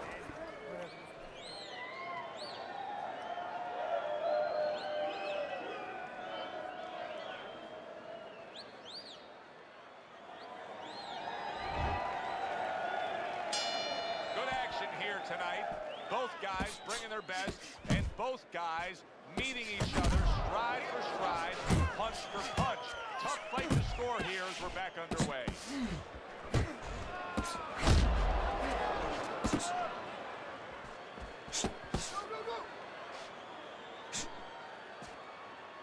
Nice block by Blood. Come on, punch, punch, punch. The Sandman's wanting to counterpunch here, but that doesn't seem the route to go here in this fight, Teddy. No, he has to be honest with himself and see that. But, you know, being under pressure in all walks of life, you know, in the ring especially, you see it right away. You kind of peek at it right away. It's obvious.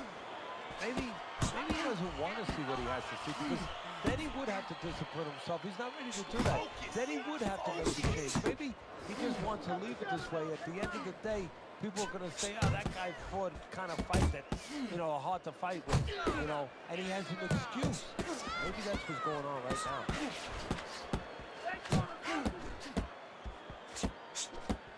And now we got a fight. He fires back a right hand of his own. Get inside, get inside, get inside. Took a shot, now he gives a left.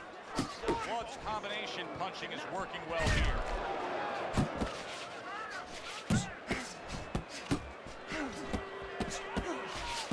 A little give and take, and here comes the left hand.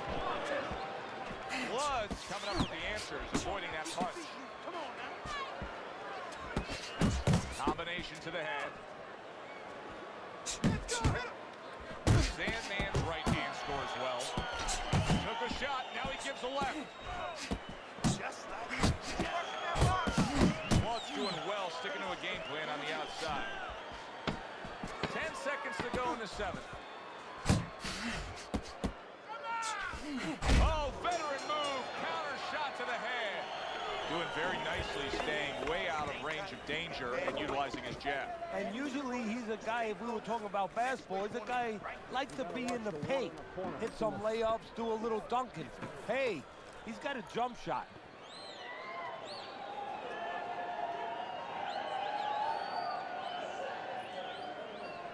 Keep your hands up, all right?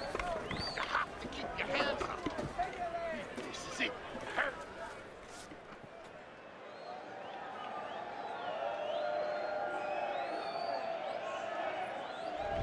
As we start round number 8 and reflect on this fight, I know your scorecard is dead on accurate. I mean, he should be down big, but both guys have been landing big punches. The Sandman's not out of this fight. Well, that's how a fighter thinks, Joe. If I can hit him, I can get rid of him. And that's what he's saying. I can hit him. I can still get rid of him.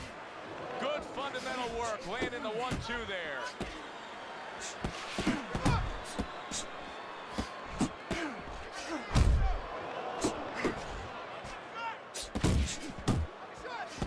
That is a big right hand after eating one himself.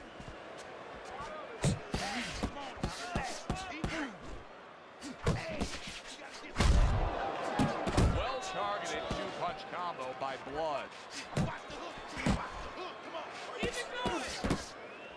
You can see he's trying to score up top, but off the mark there. The Sandman's right hand scores well that time. 90 seconds to go, halfway through round 8. That worked out really well, throwing off the right hand after getting tagged like that.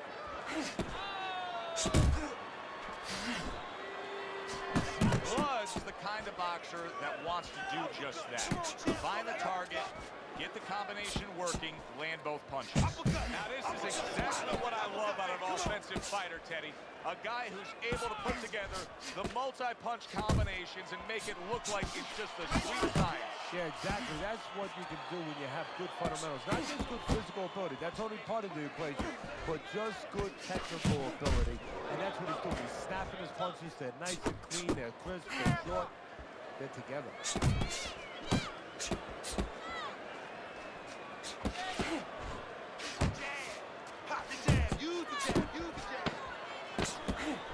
And now he brings the left hand upstairs.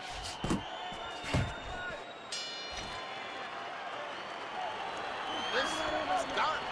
He's done. I want you to double up that jab and finish off with the hook, okay? Yes, sir. Yes, sir, Alex. Listen to me. You're not giving me enough punches, okay?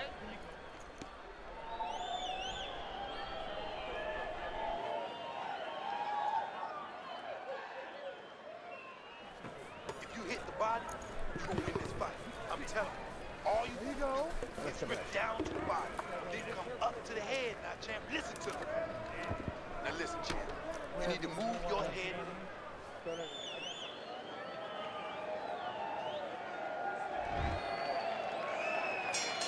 Back to action now. We're underway in what has been a completely one-sided fight.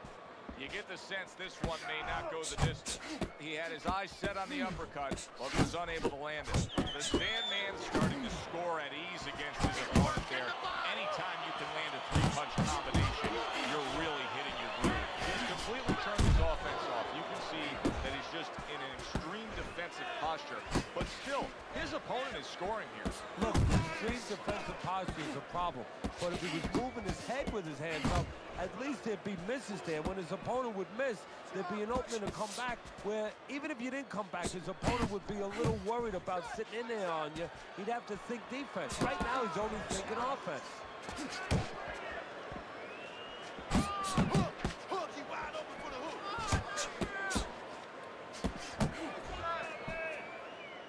90 seconds into the 9th round. What an impact that left hand just made by Blood.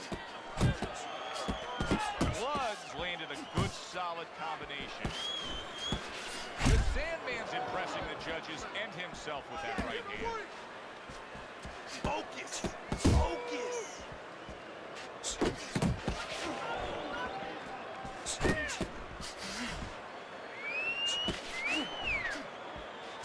He is not in good shape. He could be on the deck in moments. He was stunned. Now, big shot he just scored with. And once again, he goes down. The question is, can he rise up again? 2, 3, 4, Focus. 5, 6.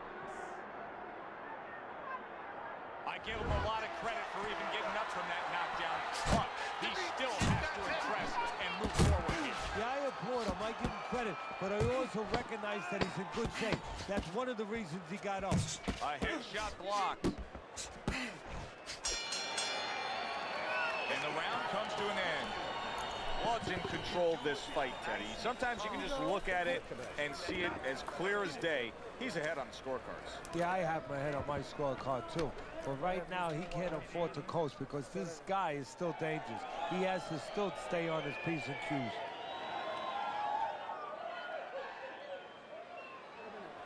Keep smart. This is it. Last round, all right? Keep it smart. You got this.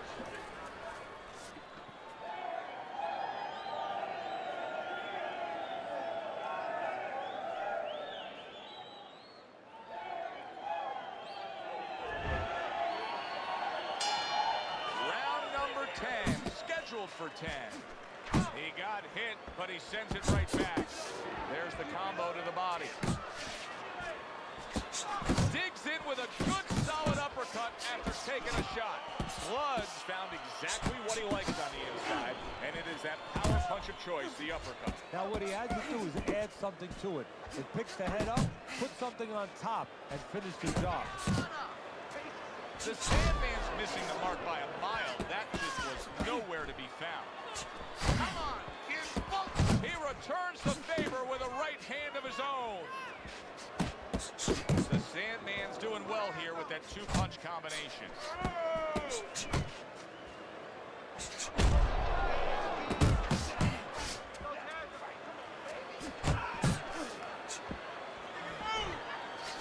That is boxing 101. A nice, crisp combination by Blood. Move it.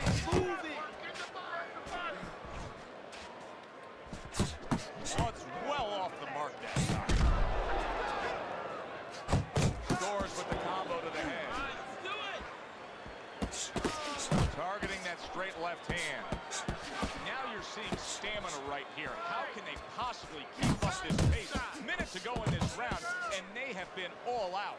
I know how I feel, Joe, myself. I mean, I feel like I've been on a roller coaster, except I'm not sitting, I'm standing. The Sandman's showing you what it takes to be the best in this business. Good, crisp combos.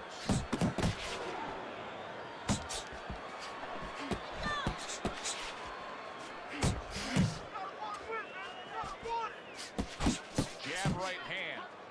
Good block by Blood. More punches, baby. Punches and bunches. Let's see it. Blood's given us a good showcase of defense here tonight, especially up top. His head movement is just sublime. And his opponent's cooperating with him a little bit because he's getting frustrated. He's looking for that big shot, and he's continuing to miss. He's making no adjustments. A guy's moving his head. You know what you want to do a little bit? What's that? Well, you want to feint him a little bit. Make him make a premature move. And then when he moves Yeah, to good the fight. side, then you time him with a punch. Don't just go out there flailing away.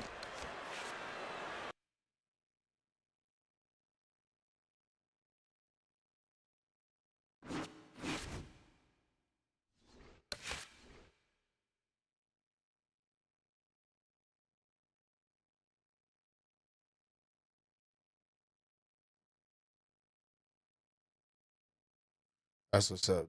That's what's up. I'm tired.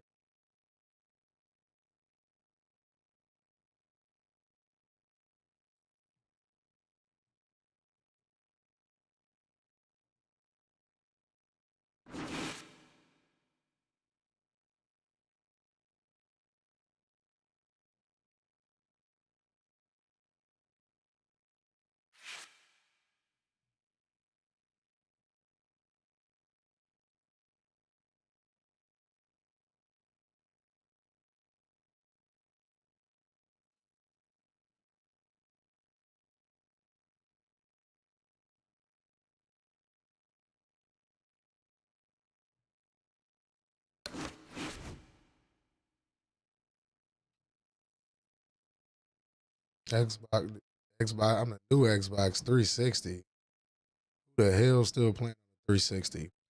But I'm about to get out of here, man. Make sure y'all run them likes up for me, man. It's free 99, man. I'm about to get the fuck up out of here, man. I appreciate everybody that tuned in with me tonight, man. Big boxing at the dark, man. Let's vision, no vision, man. If you're new here, make sure you go ahead and hit that sub button. It's free 99. Damn, son, where'd you find this? There's never been anybody as ruthless. I'm Sonny Liston. I'm Jack Dempsey. There's no one like me. I'm from Nairclaw. There's no one that can match me. My style is impetuous. My defense is impregnable. And I'm just ferocious. I want your heart. I want to eat his children. Praise be to Allah. Pound for pound gaming. PlayStation, we all gamers at the end of the day, though. You know what I mean? But shouts out to you, big dog. And welcome to the stream. Too bad you came through at the end, brother. But shouts out to Pound for Pound Gaming, Gang Biz, ENT Chucky, man. Good fight, brother. DJ Geared, I appreciate you. Alex Levis, I appreciate you tapping in with me tonight. Blind Faith, I appreciate you tapping in with me tonight. You feel what I mean? Juice Man 562, I appreciate you. The great Mr. Harmon, I appreciate you tapping in with me this evening. You feel what I mean? The morning, wherever you at, you feel what I'm saying? Scrimey Night, I appreciate you tapping in. You know what I mean? Main Event King Uso, SBC Uso, I appreciate you tapping in. BMF Hitman, I appreciate you tapping in. Y'all know we had 2 separate streams because we got disconnected for some odd reason. You feel what I mean? But I'm shouting out everybody. Matt Porter, I appreciate you. Trey 1, I appreciate you tapping in with me. Fuck you, Douglas City King, you bitch ass nigga. But I appreciate you tapping in, you hoe ass nigga. You feel what I'm saying? Who else we got up here on the list, man? So I don't leave nobody out of here. Aiden Adams, aka Blaze and Don, I appreciate you tapping in with me this evening, man. Y'all could have been anywhere else in the world, but y'all was chilling. Y'all was chilling with me, Big Vision, Lux Vision, and I appreciate that, man. It's Blue TV. I appreciate you tapping in with me this evening, man. Who else we got up this list, man? So I don't forget nobody. You feel what I'm saying? While we going up and down this list, man, I don't forget nobody while we going into commercial in the middle of the goddamn thing. But y'all kind of get my drift. You feel what I mean? Thank you all. Thank you all. God bless. I appreciate you, Dub Stream. We out this motherfucker. Peace.